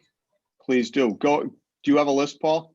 I had the question about the canopy revenues on the solar that is functioning right now, and how much of a savings we saw or a reduction in the electric bill. The question with respect to the tractor, the need for the tractor, the amount of money, the bid process. The question with respect to Wi-Fi outdoors. Somebody said they had no access to Wi-Fi outdoors. Maybe just address the key card situation on the doors. And there's one other, special ed director. So Chair Little, do you have, you and your team have any sort of response to any of those questions or I'm sure between. now or even between now and the next meeting? I believe that between Rick and Tammy, we can answer a couple of them now. Okay, awesome. Mr. Chairman, can I add Dr. Childs. a couple more things to the list? The Sure. house that Commissioner Collins mentioned, the housing issue and the shortfall, and the the IEP special ed issues that Mr. Connors mentioned. Yeah, those are important too. Okay. I just thought if we could address some of them now and we wouldn't have to Yeah. address them next week, it would save us a lot of time. That it would be good to talk through them. Yeah, I think it'd be good if we could address any of them. Awesome. Okay. So Chair Little, you're recognizing either Dr. Quinn or Mr. Fitzpatrick? Yes. Would either one of you like to answer Sure. any or all? Yeah. Rick, do you want to go first? Yes, go ahead, Doctor. And if you'd like, I'll speak on the housing issue first because Mr. Collins had asked me about that. But if you want me to follow through on that now, I can. No, Mr. McFarland, Mr. Little, are you recognizing Mr. McFarland? Absolutely. Okay, great. Thanks, Mike. A couple of 2 meetings ago at our Board of Trustees meeting, the housing issue it's come up a couple times this year. And so I just want to put it in a little historical perspective for you. When I arrived on the campus of Norfolk Aggie in 2002, we had 5 people living on campus. We had the director at the time, that was Dr. Angela Avery. We had the business manager at the time, who was David Andrews. We had the farm manager at the time, who was David Green. We had an English teacher, Bill Cannon, who provided evening and weekend security. And we had Charlie Nash, who was an ag mech teacher who also lived on campus providing security. So we had 5 people, all full-time employees of the Aggie. Over the next few years, Bill Cannon retired, Charlie Nash retired. So it was down to 3 people living on campus. Those 3 people provide security and someone's always around the campus on the weekends. We have 300 acres and people use that campus every day, the neighbors, whatever. There's always something going on there, whether it's a softball game or little league, or people walking their kids through the woods. Someone really has to be on there. It's big space. So we had thought about one time after Bill Cannon and Charlie Nash retired about hiring security. And in order to do that and meet all the county rules for hours that people work and union rules, it would have cost us a small fortune. So we decided to allow the 3 people that live there now. The director lives there, the business manager, and the facilities director. The directors live there since she was superintendent. Mr. Fitzpatrick has lived there for a number of years too as a business manager. And Pete Murphy, the facilities director, has lived there for 20 years, ever since Mr. Andrews retired up at Hilltop Farm. But between those 3 people, they provide 24-hour-a-day security, and we have living, breathing things on that campus. Cows escape in the middle of the night. Goats are running up. You got coyotes to worry about that are running around. And these people provide security. So they live there on campus, which, if you're familiar with the campus, it's like living in a fishbowl. You're there and everyone's watching you come, they're watching you go. I mean, it's more of a sometimes a liability than it is a perk. But these people live there. And let's say if they were to pay $2,000 a month rent, 3 of them, that would be about $72,000 a year. It would probably cost you close to $250,000 to pay for security from the time school closes in the afternoon through the evening and in the night.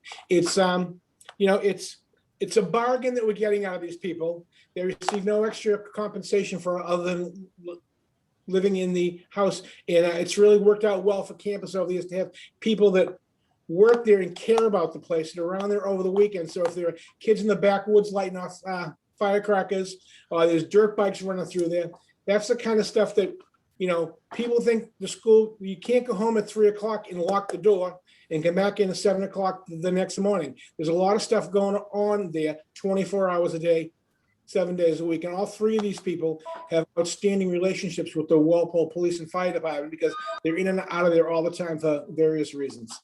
So I just wanted to give a little historical perspective on the housing. If anyone has any questions.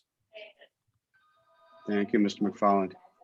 And the other issue about the revenue, Mr. Collins and I, we discussed this at all our trustees meetings, but when the budget for this year was formed, we fully anticipated having summer camp, adult ed programs, activities at the school, rental income from various outside groups. Well, as you know from this year of COVID, none of that occurred. So all that revenue has been lost. But yet we still have to pay for, teachers' contracts as they're teaching remotely. We have to keep the buildings updated and clean because people are in and out of them. We have certain amounts of people there, all the time. We still have to pay the bus company because we have a contract for them, and they have been very generous to us, helping us out. But you're running buses, that are half full because you're bringing X number of kids on day one, X number of kids in on day two, but the bus is still making the run that it would normally make. So there really wasn't a lot of savings in that, but revenue has been compromised by no rental income, no summer camp income, no evening program income. And that really is part of the reason for the revenue shortfall, in addition to being down in number of students. So I hope that answers those two particular questions. Thank you. Thank you. Dr. Childs, Mike, Joe. Oh, I'm sorry. Just seeing you now, Beth. Can I just ask a couple follow-up questions on that, on the Sure. housing, the students? So I wondered on the housing, for the purposes of tax reporting and calculations, do we assign a value to that housing, to the individuals who utilize the housing? I mean, like when you work for the state, if you get a parking space, like you have a value assigned to that that's reported as indirect, as a kind of income. Do we do that? Well, how do we handle that financially? Because it's a condition of their employment and they're required to live on campus, the answer is no. So we require that. It's in the contracts. Okay, so it's a requirement of okay, all right, that's very helpful. And the second thing is around the enrollment.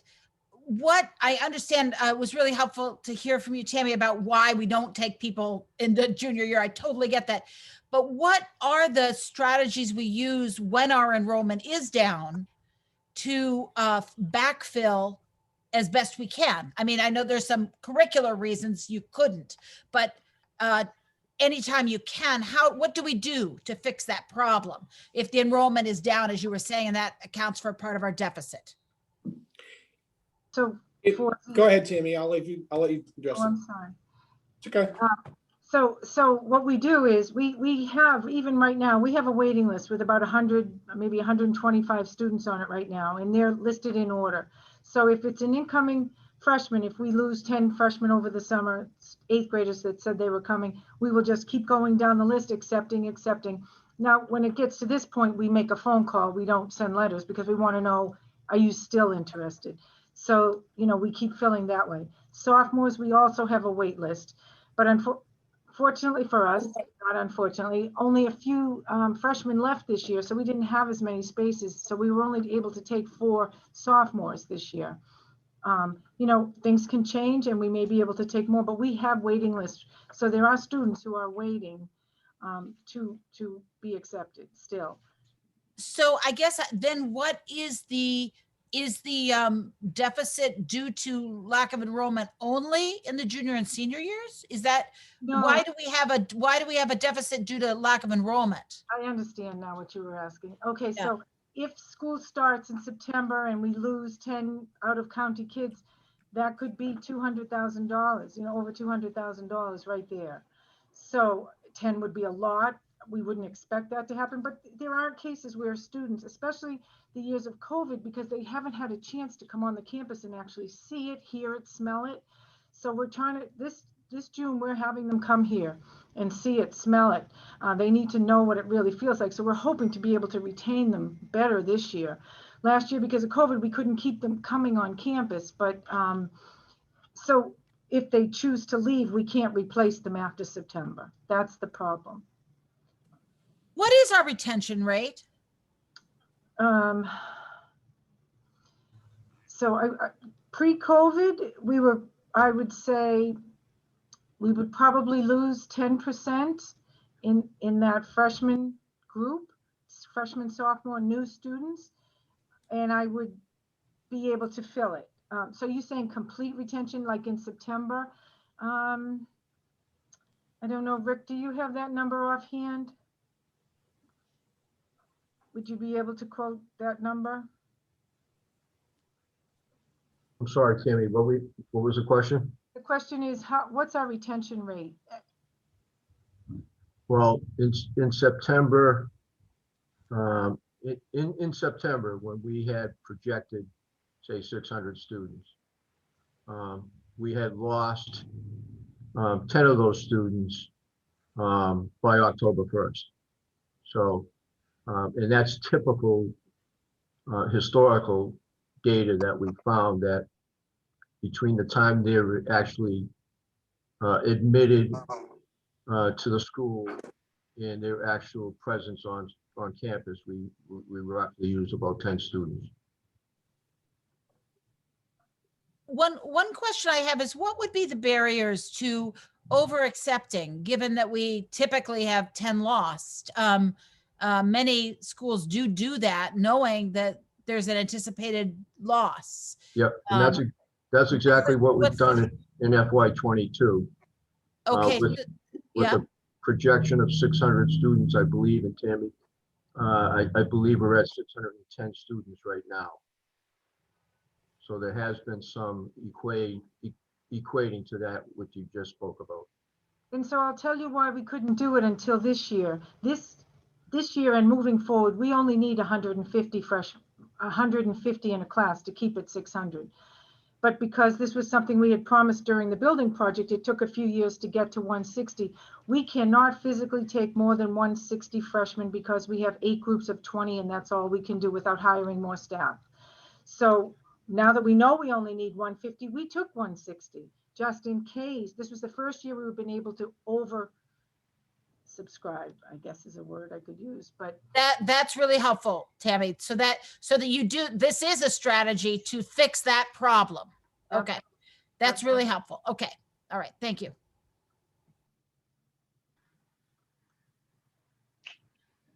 I know you had other questions. I unfortunately didn't write them down quick enough. I did hear about the tractor. I think it was the tractor from 2016. And so that we have a vocational advisory committee that meets twice a year. It's a vocational school requirement, and that group recommends equipment for the vocational side. They go through the classrooms, the shops, and they tell us what's out there modern, what our students need. They're from the community, they're teachers, students, parents are welcome, and they meet twice a year, and we go on their recommendation for what we should buy. Now, if they say you need this tractor, we ask our teachers, which, give us a cut sheet. What do you think? Because the teachers were involved in these decisions. And that's how we make Perkins, we use our Perkins grant to fund these recommendations. And that's why the tractor was bought. And I'm not sure what the questions about the tractor are, why we bought one brand over another. If that's the question, we just went on the recommendation. We do talk to our mechanic to see, which he thinks is better, but he works with the teachers too. So I'm not really sure if that's the question, why we chose one type over another. I don't really know what the question was referring to. Tammy, if I could just correct, we actually bought the tractor in 2020. Oh, it's not the one from, I'm sorry. Okay.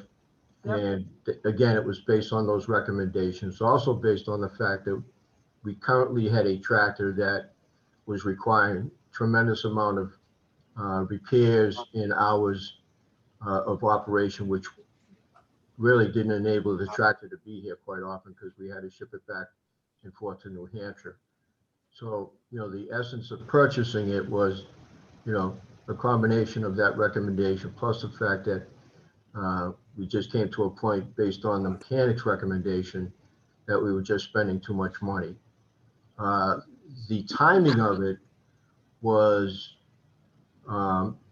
a matter of fact, because, the monies that you receive through the Perkins grant only have a certain timeline that you need to spend those monies.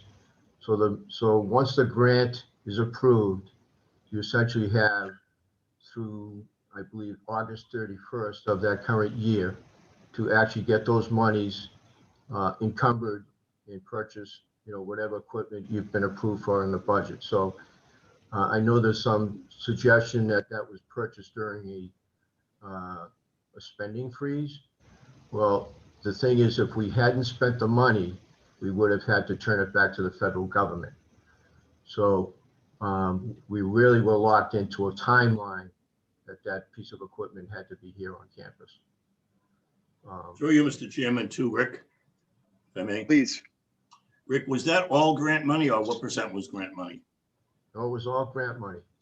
Okay, thank you. The tractor itself was a $97,000 tractor. We got a trade-in value of, I believe, roughly about $27,000. It went out, we actually bought it off state contract. We inquired from bidders on the contract.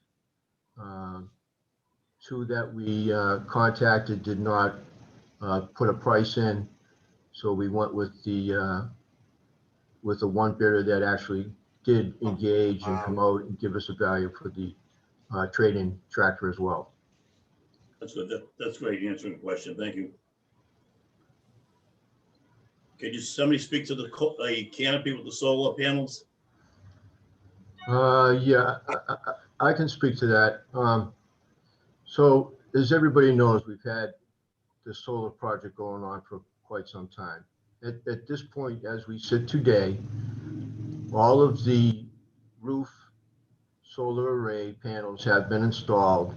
And as of this week, the canopy as well has been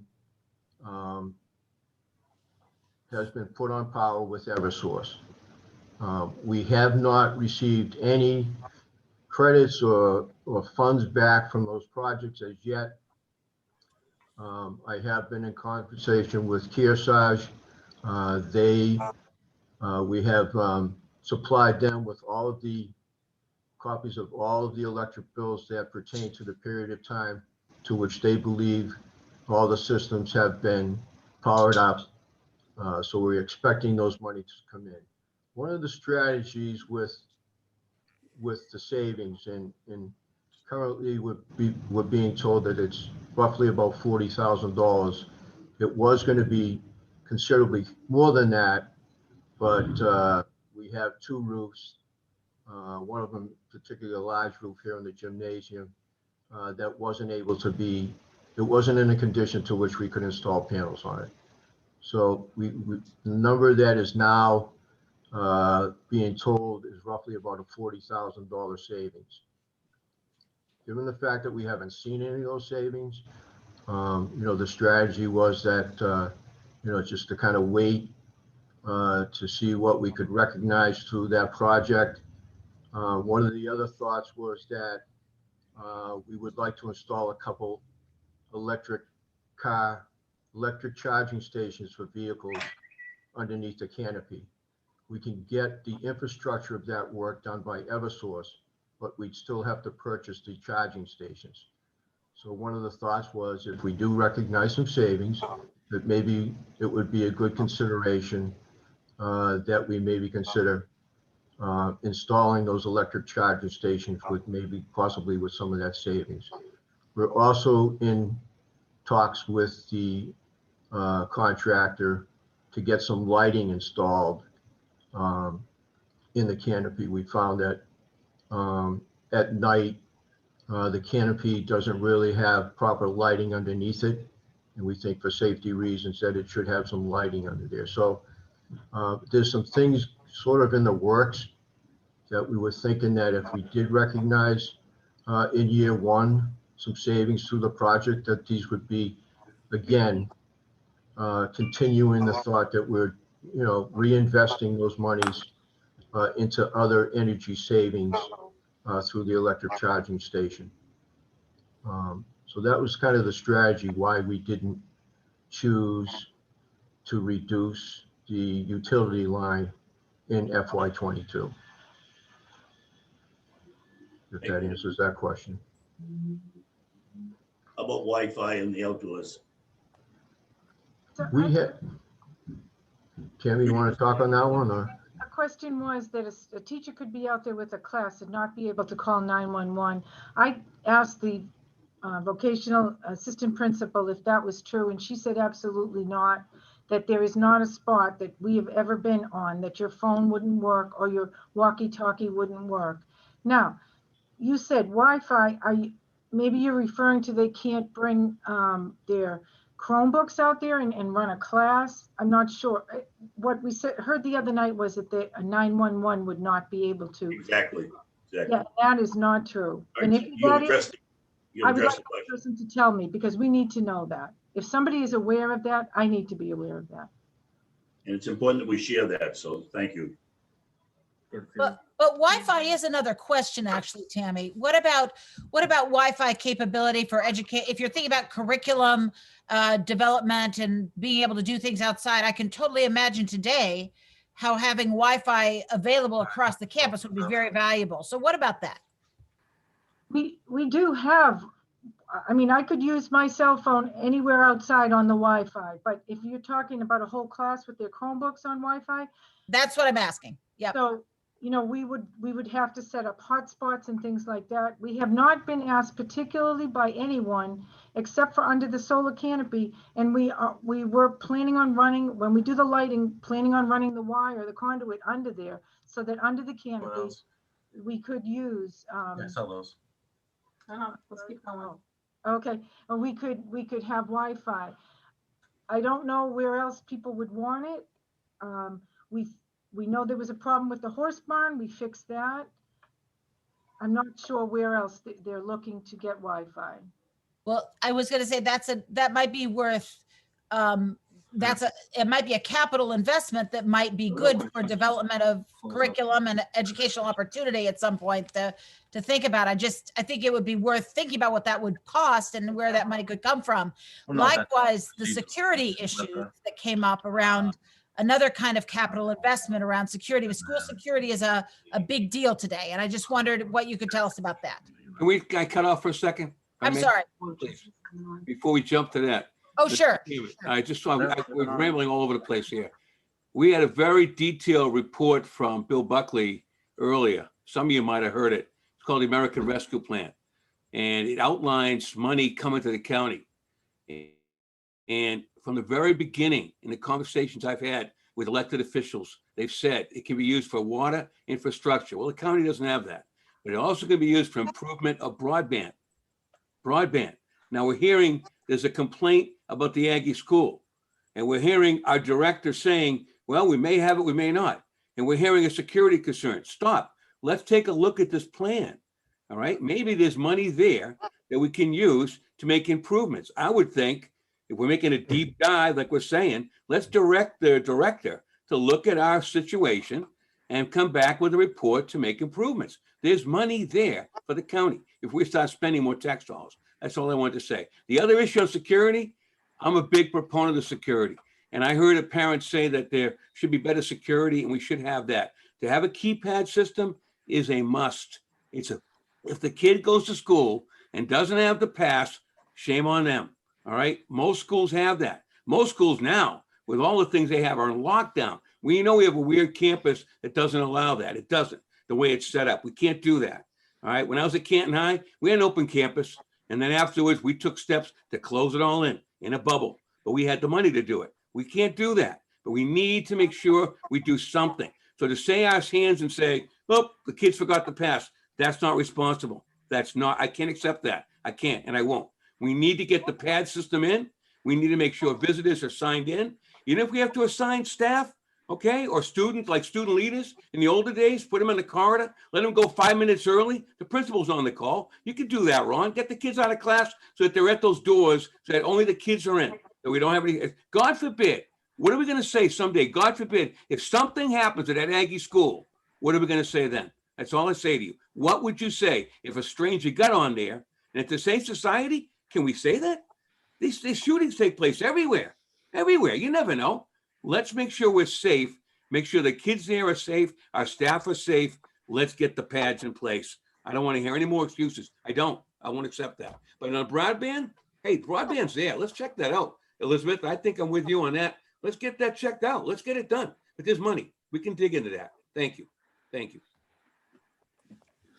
Thank you, Commissioner. Mr. Connors, I know you had several questions. I think they've all been answered. Or is there? One outstanding question with respect to the position of the special education director. Oh, yeah. I'm not aware of a special ed director question. Oh, are we hiring one? Yes, we are. They've done the first round of interviews, and I think they have 3 people to recommend. I'm not sure what the question was. I don't remember that. That was the question, is that they didn't think that position was going to be funded this year. Oh, I know it. I think you might be referring to the school psychologist. I think it was the school psychologist. We couldn't run without a special ed director. So I think it was the school psych. I could be wrong. I think there were both of them, Tammy, I think. Okay. All right. Well, they're both in the budget, and we've moved forward. We'd like to have the special ed director first, because that person would be in charge of, the rest of the department. And I know Dr. Childs is going to correct me if I was wrong, but I think there were 2 positions, correct? You are absolutely right, Paul. The question really is it in the budget for a full-time special ed director for 12 months or not? And is it in the budget for a full-time psychologist or not? What do you have in the budget actually for these positions in your operating budget, Tammy? So we've never had a full-time special ed director ever. It's always been full-time, not always. Our current person is not full-time. She works 210 days. The last one was, and she's in charge of special ed and guidance.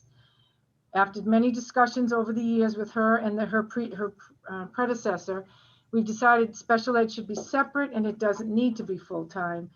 And that the guidance piece we have another plan for the guidance piece. So it would probably be a 210-day special ed director. I'm not sure, I forget, Rick, if it was 200 or 210. I think it's 210.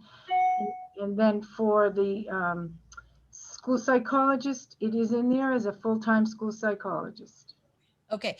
And what percentage of the students at Aggie are on IEPs, Tammy? Can you tell us that? 25. Okay. And do you know, in terms of the intensity of those IEPs, how? Minimal, very minimal, not compared to some other schools, Okay. Because of the nature of the vocational side, we really can't handle as much as other schools. But, mostly, 2 to 4 times a week need, help or extended time or separate testing, things like that, but not, the new piece right now is we're going to have to get somebody with a reading certification, because we have 2 freshmen right now who need reading, and we know there's 2 8th graders coming with reading, at least 2. So that's a change for us. We haven't had to offer reading in, I think since 25 years ago, but that's a new requirement that the kids are having. So we're going to have to, find someone. Can I follow up on the 210-day special education director? Are you doing that to try to save money, Tammy? Are you doing that because we don't need it? What was the thinking behind 210 days versus a full-time a full year-round person? And also, do any of our IEP students attend summer programming at Aggie? So I just was kind of wanting to understand what that was about. We have not had a student. We had one student in, I'd say, the past 10 years who needed a summer placement.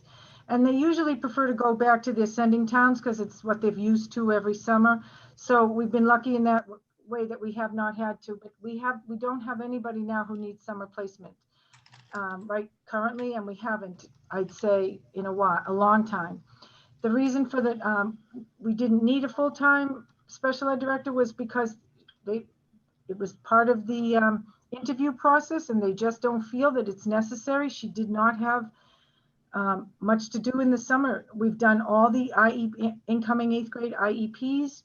And so it's a very slow time in the summer, and she didn't want to work full year.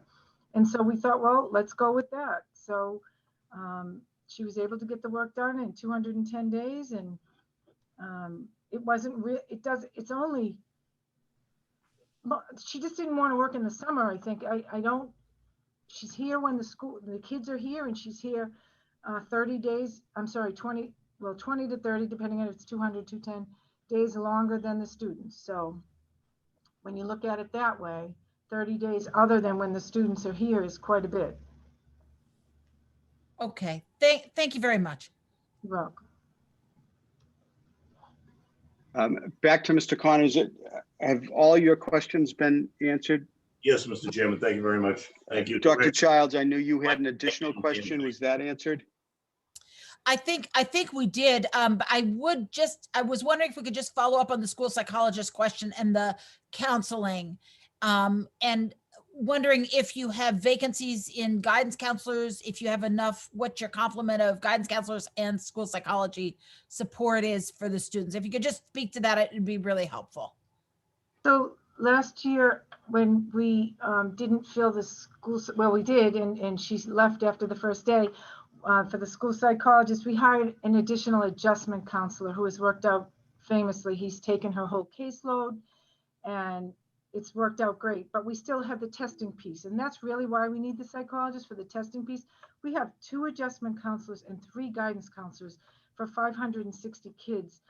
I mean, that if you compare us to any other school, that's amazing. I think our kids are well taken care of. But again, we do need someone to test. You have to have a tester. So we've been contracting that out. We have 2 people that do that, because this year all the testing was remote. And so they could stay home and test the kids remotely, and it worked out well for us. You know, people are saying they really would like to see a school psychologist on campus. But now we have, 2 adjustment counselors that we love. So it's a give and take here. We have some heavy decisions to make here. But whether we pay them as a consultant fee or whether they're on campus, those are decisions, that I hope that the new superintendent makes. Classes. I just want them up here to get work done. Okay, that's very helpful. So are we in the process of hiring now, or we're just not there yet? We should be close to the director right now, and we'd like that person's thoughts on, what they see as the incoming, when they come in, but we won't wait till they're hired, obviously. But certainly once we hire them and they accept, we'll talk to them about the school psychologist position. Oh, okay. Thank you very much. Thank you. Do any other members have questions? Mr. Chairman? Mr. Beckman. Just a couple of comments that I want to make. I know, being the newest member of the Finance Committee here, there's some things that I might be seeing for the first time. Maybe some of these questions have been answered in the past, but we all know COVID last year kind of destroyed everybody. I mean, as far as processes and budgets and everything else that was going into it, we had to rethink everything. However, with the schools specifically, and correct me if I'm wrong, but the schools had a structural deficit for quite some time. So to blame it on COVID, I think, is unfair. I think just a general comment, I'm not looking for an answer on this right now. I think a deep dive of the budget in general needs to be done, to look just across the whole process to see exactly what's going on and where those structural deficit holes can be kind of patched together. The second comment I have is to kind of address the comment that Mr. Fitzpatrick made. And this kind of, and I hate to sound like a dog with a bone here, but his comment about the savings on the electricity to pay for charging stations is exactly my problem with the overall budget. You can't take savings out of an operating budget to make a capital purchase. Those are 2 completely separate things. So if we're thinking with blinders on, saying we're going to have $20,000 extra next year because we're going to save on our electricity, so we're going to use that money to buy this. No, that money comes back to the county and then it gets reallocated through the budget process. So I think we need to get all the department heads off of that mindset. And I realize we're late in the process right now for this year's budget, but I think we really need to get involved in next year's budget, really down to the detail to see where, because I mean, I think we can find at least $100,000 in the budget that can be taken out and put into capital, whether it is part of the capital plan or needs to be added to the capital plan through the Abrahams group. I think we really need to look at that. And I think everybody needs to get off of that mindset that if we're saving here, we can use the money here. That money has to come out. That's the way that it works. It's not reoccurring. It's reoccurring savings to the county, not reoccurring money for the school or any other department to use on an annual year-to-year basis. So those are my two comments. Like I said, I just want those out there on the record for food for thought, but I really think we need to do a deep dive into not just the school, into the budget in general, but I mean, really down to the minutia. So that's just, again, that's my, I'll get off my soapbox now. Thank you, Mr. Beckerman. And as you are aware, beginning last year, the Finance Committee endeavored to meet more often and to look at different things. So you're right in line with the goal that we have, and that's trying to make sure that the financial stability of the county is moving in the right direction, and to kind of look down at those little pieces that the city of Quincy and the towns that we represent really want to make sure that their money is being spent appropriately to the benefit of the residents. So you're right on the money. We've been meeting a lot. We'll continue to meet a lot. Sorry for your troubles. You're sucked in with the rest of us. So you will be a part of that. And I thank you for your comments, because they're You don't scare me. Yeah. Are there any other questions from the members of the Finance Committee? Hearing none, I'd entertain a motion to adjourn. So moved. So moved. Up second. I think Mr. Connors and Mr. Beckerman. I'll call the roll. Mr. Baldoff. Aye. Mr. Beckerman. Aye. Dr. Childs. Aye. Mr. Connors. Aye. Ms. Frigilletti. Aye. Great, thank you. Chair Shea, we have adjourned, and we refer you. back to the commissioners meeting. Thank you. Thank you. Thank you. Thank you. Thank you. I'm gonna make a suggestion, Chairman Little, that we return to the regular commissioner's budget. I only have 2 items more, and then we're gonna go back to the school, but everyone's invited to stay, but it won't take long, I hope. And I apologize for this. I'm not apologizing, but I feel bad for, heaping everything at once, but we're, due to scheduling and a few other things, we decided to try to do a lot today, and we're making fabulous progress. So it's good that everyone's here to see how everyone else works together here. So I'm going to go back to the regular commission's budget, and please don't leave unless you have to, but for item number 16, fiscal 21 supplementary budget request from Registrar O'Donnell. Is Registrar O'Donnell still on, I hope? Yes, I am, Mr. Okay. Chair.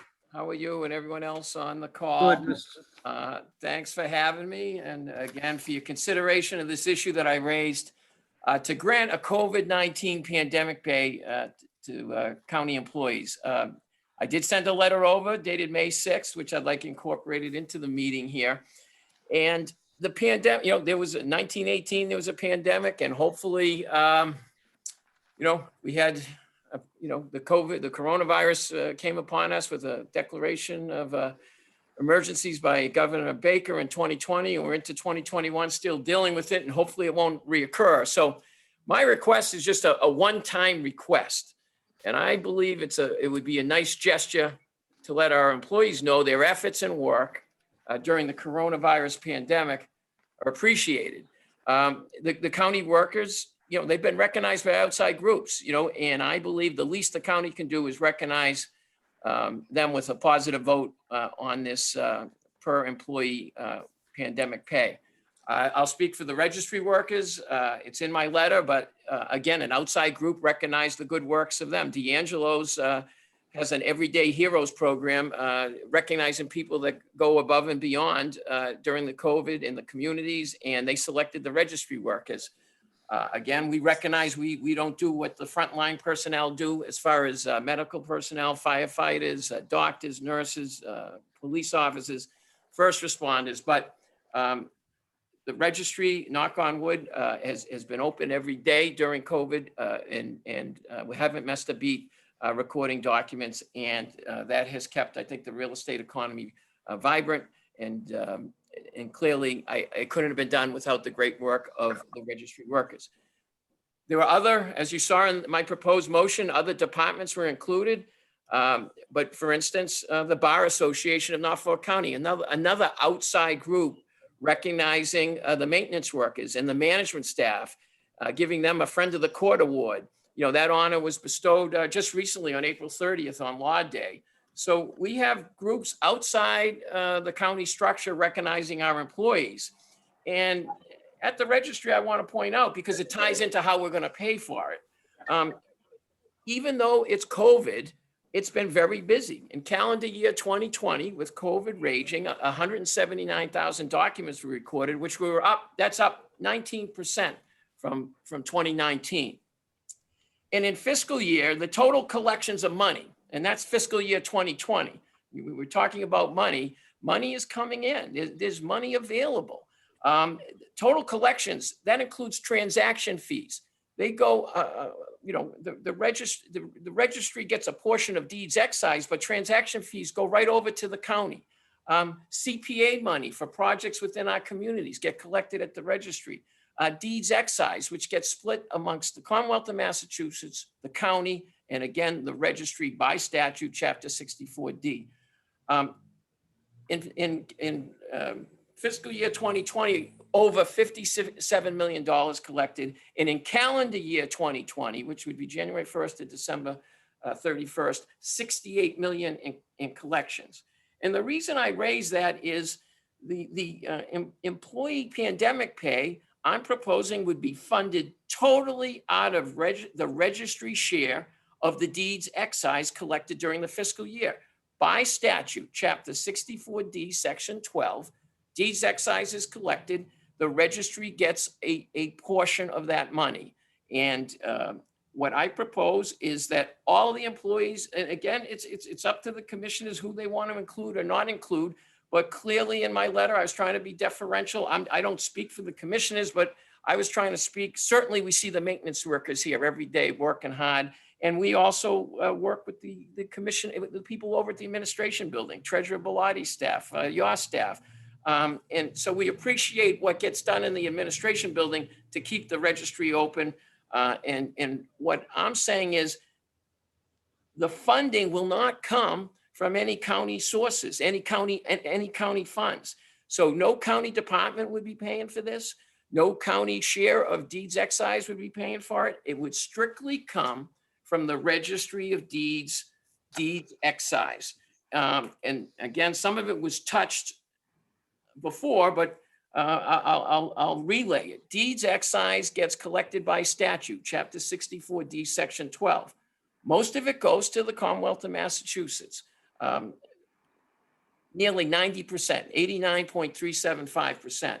The other roughly 10% gets split. 60% of it by statute goes to the county administration, and we send the check over every month to the treasurer's office. And 40%, no less than 40%, but it's a 60-40 split, no more than 60%, and it's at the max for the county, 60, no less than 40%, which is at the floor, goes to the registry. That money gets collected every month and it gets sent out to the Department of Revenue, if it's the Commonwealth of Massachusetts, or to the treasurer's office. Through April 30th, the registry share of deeds excise is $1,858,319.04. Again, reflecting the vibrancy of Norfolk County. Desirable places to live, limited inventory for sales. There's demand, historically low interest rates, which are helping fuel the market. So that's how it would be proposed to be paid, through the registry share of deeds excise. I believe it's a great way to recognize the employees. It's a one-time way of doing it, and it's not coming from any, there's a lot of pressures, I'm sure, in your budget. However, with the deeds excise being vibrant as far as collections, where the transaction fees that are going to the county, we're not touching any of that. It is strictly the registry of deeds money. So again, I'll try to answer any questions as best I can, but I just feel it would be a nice gesture, a one-time gesture, and the monies would come from the dedicated registry deeds share of registry deeds collection. There's a registry share by statute. As I said, it's 10%, 60% of 10% goes to the county and 40% goes to the registry. And again, that's by state law. And we would propose to use that monies as a way to recognize the employees and recognize, the good work they've done and consistently done for the last over a year. So if anyone has any questions, I hope you consider it. But if you have any questions, I'd certainly try to answer it. Commissioner Stady. I noticed Commissioner Collins ducked out at the right moment.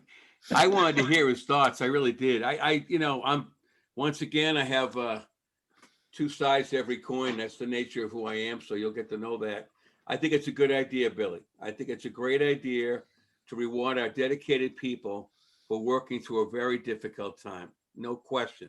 And I have no question. I know firsthand that the registry was open, that you were there. You kept things running. You kept things moving. You kept the revenues coming in. That said, I have to honestly say a couple of things that concern me. Number one, is it a precedent? Number two, if you've got this money, and I want to make this as transparent as I can. So I want to be open and honest. I still haven't wrapped around my head as a new commissioner this idea of your money, our money, what's dedicated, what isn't. I remember last year as an advisory board member, the hullabaloo about, the whole thing about that, where the money was supposed to be. Hopefully that's been put to bed. I hope it is. So let's say it is, Bill, your money, all right, register. My question would be, can you afford to take that out of your budget? I mean, are you telling me that your budget is flush enough that you can take money to pay out for your dedicated employees and others as well, and not have any adverse effect on your budget? I mean, that's pretty good. If you're saying that says you're a great manager. All right. Number two, I want to make sure it's legal. I would want to see if there's any kind of a legal hang up on using, then, if you will, and again, I'm using the words loosely, so forgive me, but if there's any legal use of taking your money, okay, your money for paying your employees, maybe that's okay. But now if we have to give a money, and I think we should, in that thing, that train of thought, to say maintenance, can we do that? Can we take your money and give it to them? Or does it have to go to us and then we pay them? So, there's a lot of mechanics that have to be worked out here. On the surface, I think it's a good idea, but I mean, it's like anything else, new ideas have to be looked at. We don't have to do this tomorrow. We're going to do it today. We want to think about it, air it out, vet it out. And the other last question I have, selfishly, I'm going to tell you right now, I'm on the point negotiating with the good teachers of the AFT. All right. And at the moment, which we're going to be talking about, hopefully, when we go executive section, I got to get some parameters and we got to figure out that situation. I'm looking for some funds. I think they're looking for funds. I can't get into specifics, but if you're telling me there's some extra money, is there some way that I can utilize those funds? Is there some way that money that you think is yours can become ours? And I'm trying to use this loosely. Do you know what I'm saying? I don't know. I still haven't got all the mechanics down of dedicated, undedicated, all those kind of things like that. But it seems on the surface like a good idea. And yet I'm wondering if that money, with all due respect, could be put to a better use. So that's where I am at the moment at 3:12 p.m. on a Wednesday busy afternoon. I couldn't vote on this today if you asked me, but I'm open for discussion. As always, open to listen. No, I respect your question. First of all, it's not my money. It's again by statute. And personally, I just think it's a worthwhile endeavor to keep the discussions going because it recognizes the good employees and the hard work they've done. And as to the scope of who you want to recognize, that's really up to you. However, if there were other departments you think I wasn't being purposefully bad to anybody. I just we work every day with the maintenance department. They're cleaning the building. They have the gun. They've done a lot of things. We see that, and we work with the treasurer's office and the commissioner's office. Again, they interact with us. But when you mention money, I'm pointing out in again, through April, almost $1.9 million. And to give you a sense, Commissioner, last month, April, the registry share, again, which is only 40% of the 10%, the registry share was $216,000. And we're at almost 1.9 million. May and June, maybe they won't be busy as April, but May and June typically are strong months. But even if it was 150,000 a month, that's another 300,000. That's 2.2 million. And again, I think the people that have collected it through recording the documents, collected the monies, they're the registry workers. The people that kept the building open directly were the maintenance workers. Indirectly, the treasurer's office and the commissioner's office. And again, I don't mean to step on your scope. You can decide the scope of people. As you want to talk about other uses of the money, the county has been helped by the registry in the past financially, and I stand committed. I mean, I think the Aggie School, the teachers, the students, yeah, they deserve to be supported. But I got to tell you, you need to make good policy decisions. You got to make sound decisions. You got to be fiscally, wise.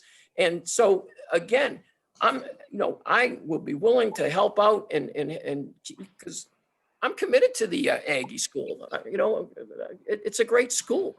Used to take my kids down there and out the back and horseback riding with Sue Gould and all that. It's a great school. So clearly we want to do it, but this isn't an either or. I think it can be both. I mean, I think the registry workers, the maintenance workers, all county workers. I mean, we have outside group. What's more important than recognizing our employees? Outside organizations are recognizing, as I said, D'Angelo's, the Everyday, the Heroes Program, the registry workers, the Bar Association of Norfolk County, recognizing the maintenance staff, the day-to-day staff people and the management. So I think we can support our employees and hopefully with communication, with discussions and being smart about things, address some of your other issues. So clearly, if there's revenues around, I think the Aggie School should be supported, but you got to support good and sound decisions. And based on some of the things that are coming out, that's where your challenge is. So Billy, I respectfully trying to save the Aggie School. I would respectfully put it on the table. We would clearly work with you, Commissioner Stiddy, Commissioner Collins, Commissioner Shea, and try to address what revenues you need.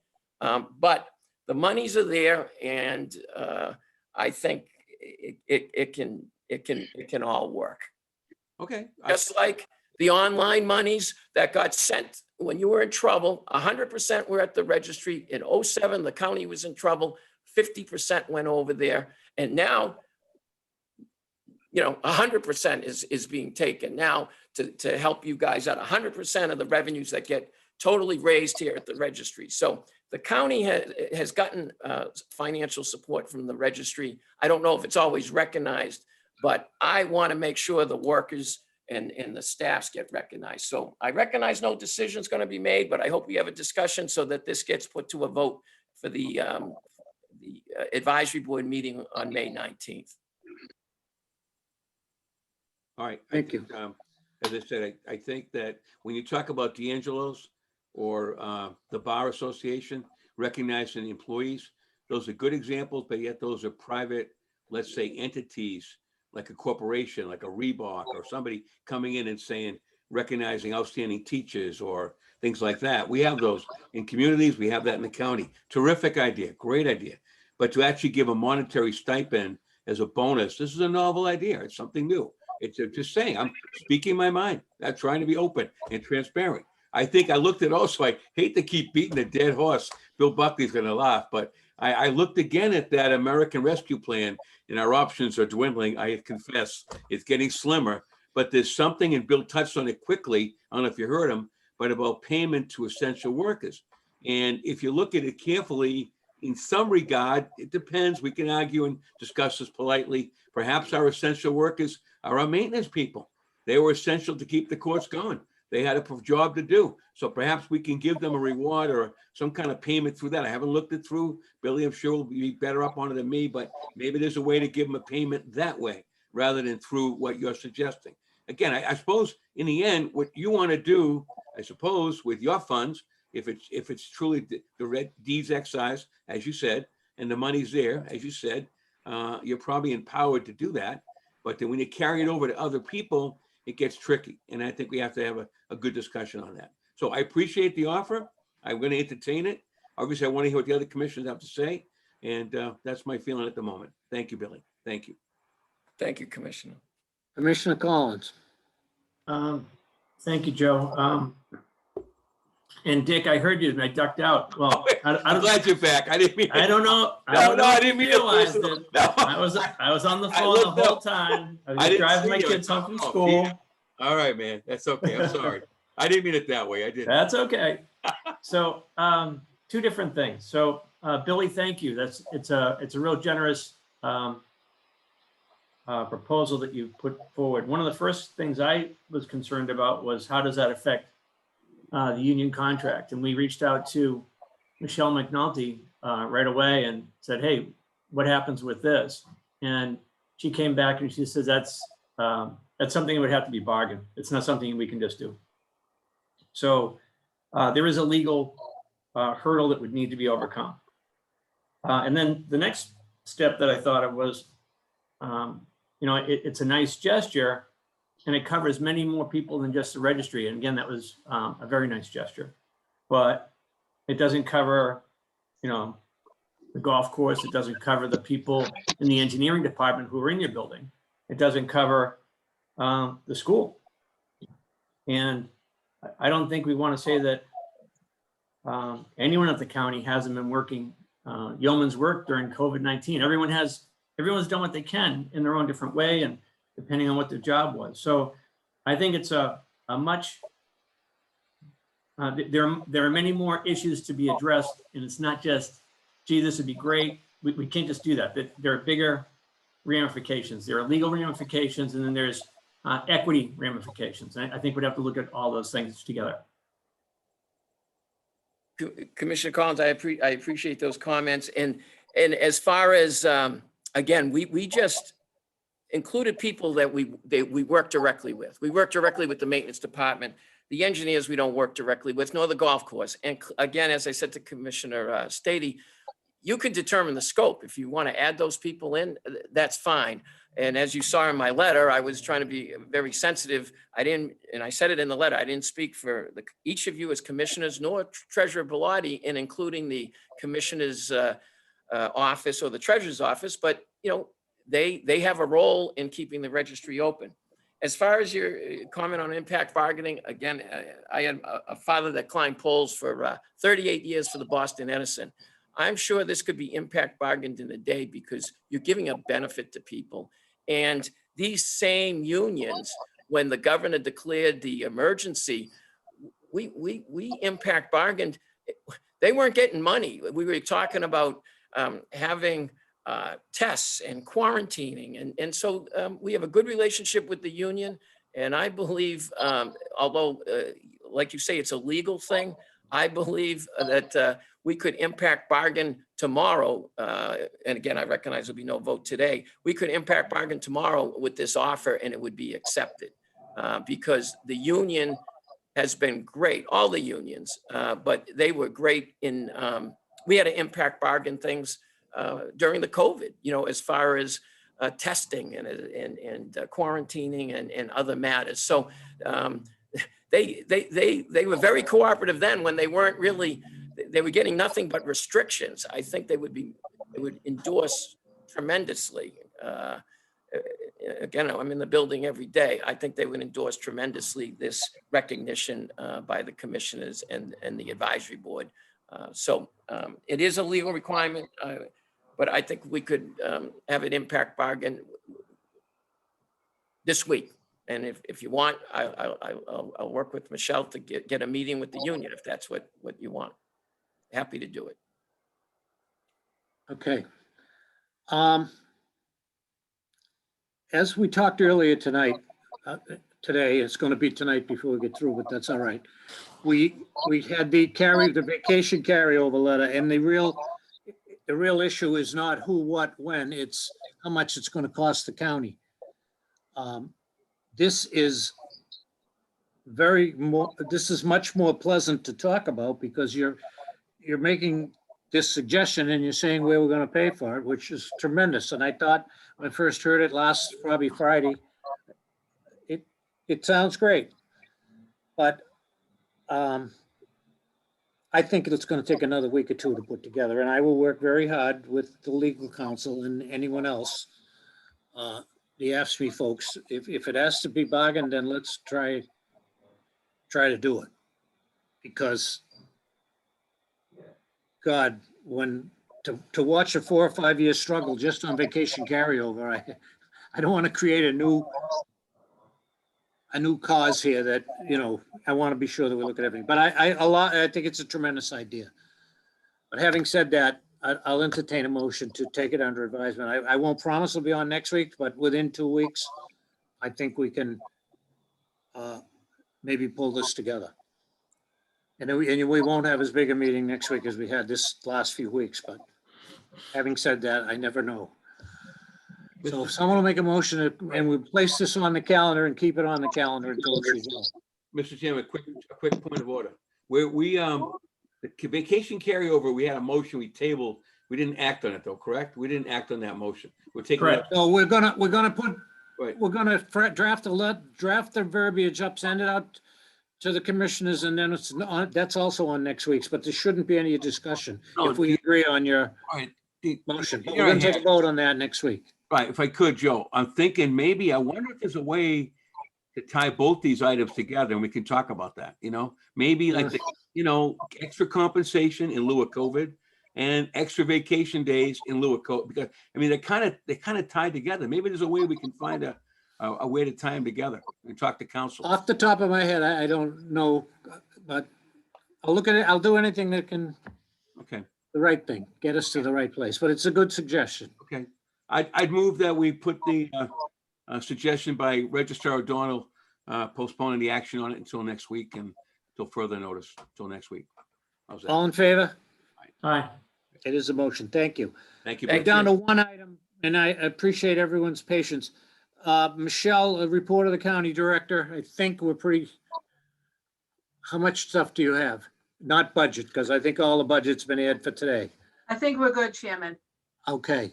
I'll have a motion to adjourn the regular meeting of county commissioners and go back into session with the What about our agricultural engineers? school board. I thought we were talking about the engineers. The engineer? Didn't you have an engineer report? You interviewed the engineer? I can certainly update you, but I don't have much to update, to be honest with you.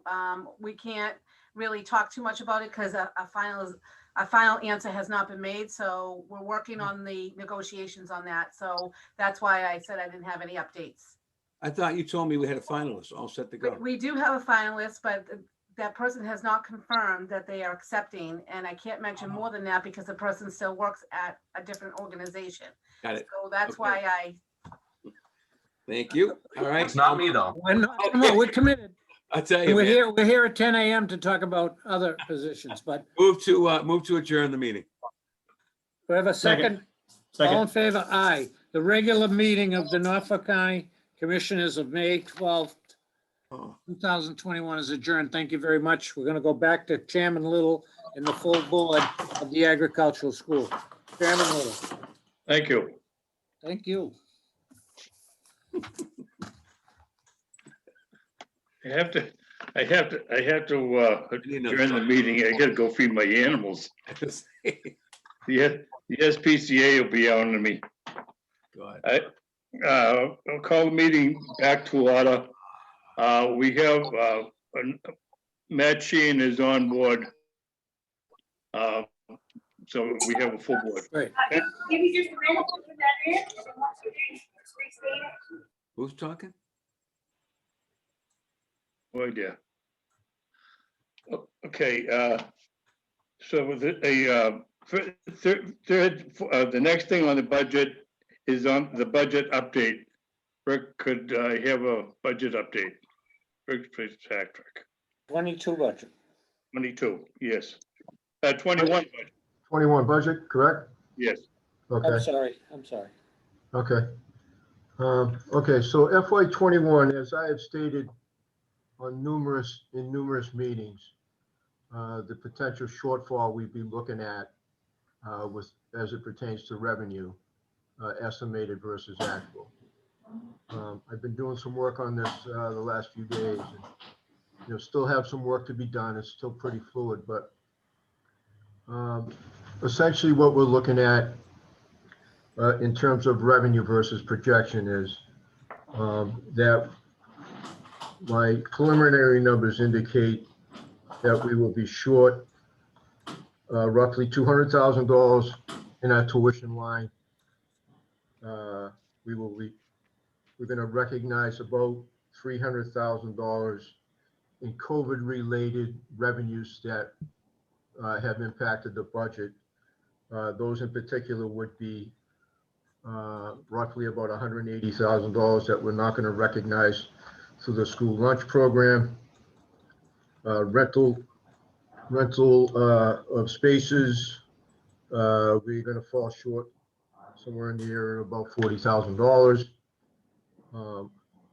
Good news is that we have open camp, summer camp, that's going to run in July. So some of those revenues hopefully will arrive prior to next fiscal year.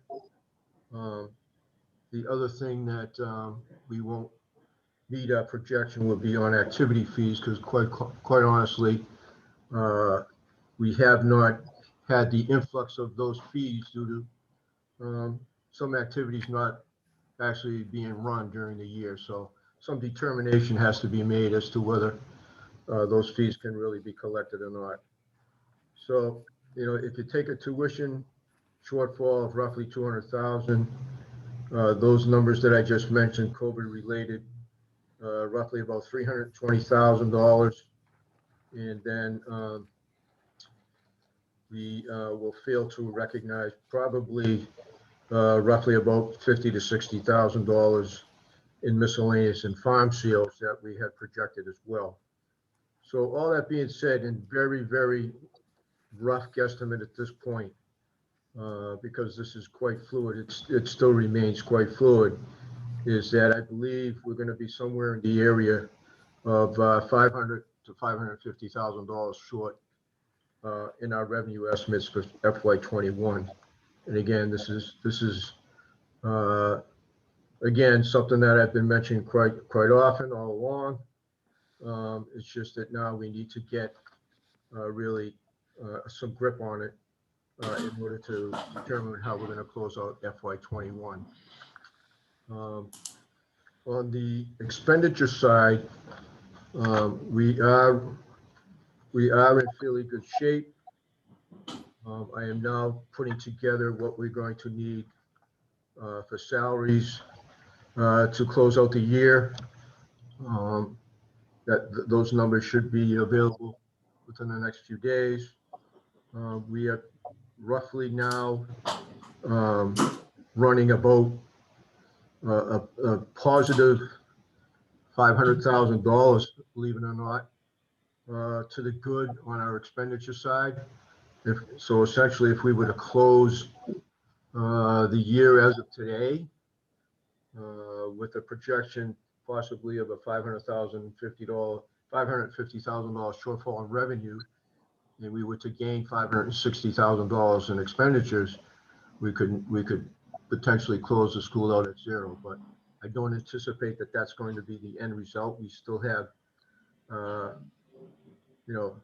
couple of weeks to another 6 weeks to close out the year. We will have contractual commitments for busing and athletics that will take place. But a little bit optimistic right now in a very, very rough run of these numbers that the shortfall in revenue, we will have some opportunity here to offset that with some savings on the expenditure side.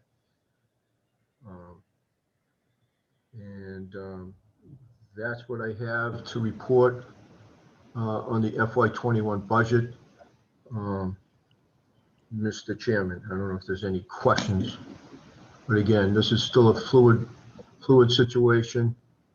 But we're gonna work it to the end as best we can. Thank you, Eddie, Rick. Eddie, can I follow up? I have a question. Please. Yes. go So ahead. Rick, I heard part of it. I'm not the best numbers guy.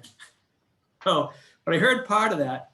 And I thought you said we were about $550,000 in the hole on one part, but you expected money to come back on the expenditures, maybe near as much. Is that accurate? Did I get that right? Yeah, that's about, and again, that's just predicated on, today would be the close of business for us. We would not be incurring any other expenses. And, obviously we still have a ways to go to get to that, but at least it's something that might be attainable. Okay. Thank you. Okay, anybody else got any questions on Rick on the 21 budget? Yeah, it's Mr. Chairman. Go ahead. Yes, Yeah, sir. real quick, a little background on athletics, I guess. But Rick, I know you mentioned, you happen to say that, you might have some contracts coming in on buses for sports and, things like that. I'm just curious, in terms of addressing it, do you look at sometimes the schools do is they double up?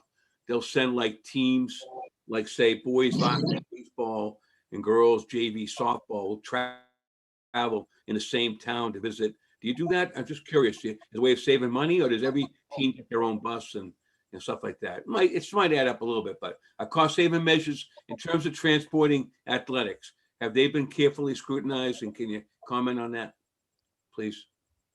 Yeah, I mean, I would say to the extent that the way the games are scheduled, we certainly maximize as much as we can the number of buses that we would need to go to, whether it be a varsity or JV game. And again, in this particular year, some of that is already been kind of downgraded in any event. So we should recognize some pretty substantial savings in the athletic transportation line, as well as some savings by not having to pay for officials of games all year long as well. Yeah. So, those are two areas that I'm kind of honing in on is being able to really save some money in that respect. Do the athletics get, I'm gonna have to dive into this more, I guess, but does athletics have any events at all that they charge for? Do you have anything at all? I know you have a football team, but I mean, do you have anything at all you might charge revenue, or tickets, things like that, or raise money from boosters, things like that? Not that I'm aware of, not to any extent that we could count on any big money there. I don't know if Tammy knows if we actually, I don't even know if we're able to charge, are we? We could if we wanted to, but we don't have people coming to the games. We really don't. I mean, a few parents will show up. It's very slim. But when we go to tournament play, MIAA rules that when we have to charge, we do charge. This year that didn't happen because they didn't have tournament play yet. Maybe in the spring they will. But as far as the buses, we do send varsity and JV on one bus together to away games, and then so if it's say the girls will go to say Upper Cape, then those boys will come to us, and that's how we try to. The boys will be playing at home while the girls are away. Right. So we do try to maximize the best way we can. Right. Again, we're a small school and we don't go, we only have so many teams, but I understand what you're saying, and we do take that into account. Absolutely. Okay, great. Thank you. Thank you, Mr. Chairman. Thank you. And anything else on the 21 budget? Keep up the good work. Okay, on the 22 budget, Richard. I think I've already updated on that with when the finance board from the advisory board was present, Mr. Chairman. I don't know if there's any questions.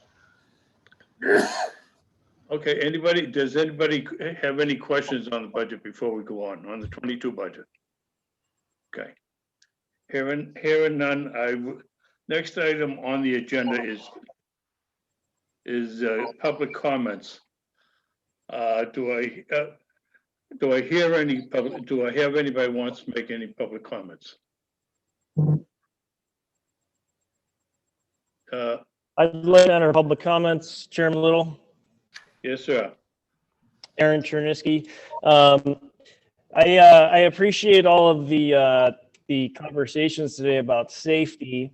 And one of the things I keep coming back to is the school psychologist position, which it seems like it's still in the budget, but we're waffling or, kind of kicking it down the road in terms of being between administrators. And that's very concerning in light of, DESE put out recent messaging about focusing on mental health, adding services. Schools all over are adding services. So I'm very concerned when we hear about it's either this position or another. I understand when it comes to a budget that you have to make some difficult choice. But again, in terms of safety, right?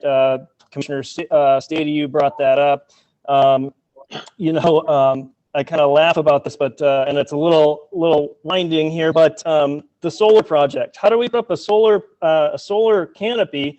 And now after the fact, we're trying to figure out that it needs lights and gutters, piecing that together. And again, that does play into safety. It's a little off topic, but again, who's overseeing this entire project to look ahead of these things?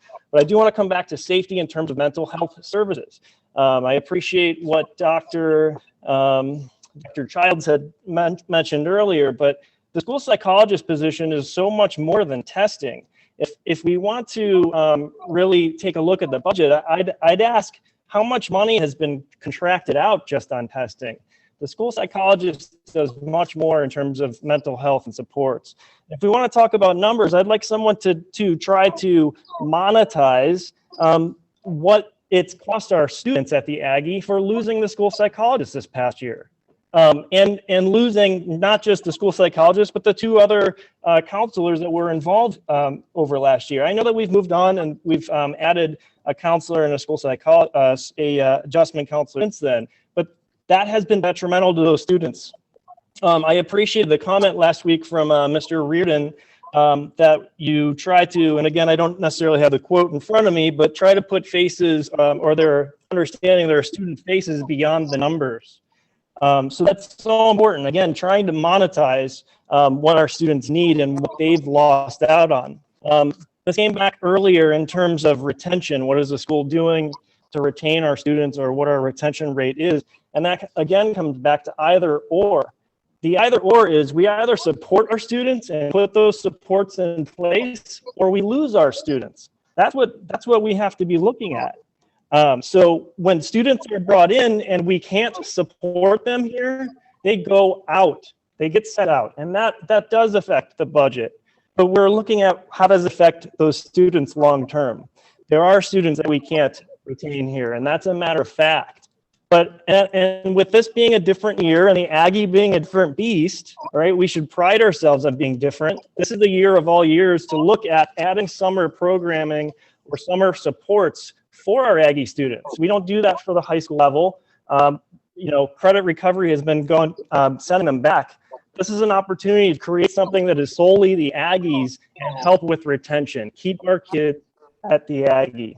Waiting to fill open positions like the school psychologist position sets the school up for failure. Last summer, you tried to fill it too late. You had to go to plan B. These open positions need to be posted soon so that the Aggie can get these positions filled well and correctly. Thank you.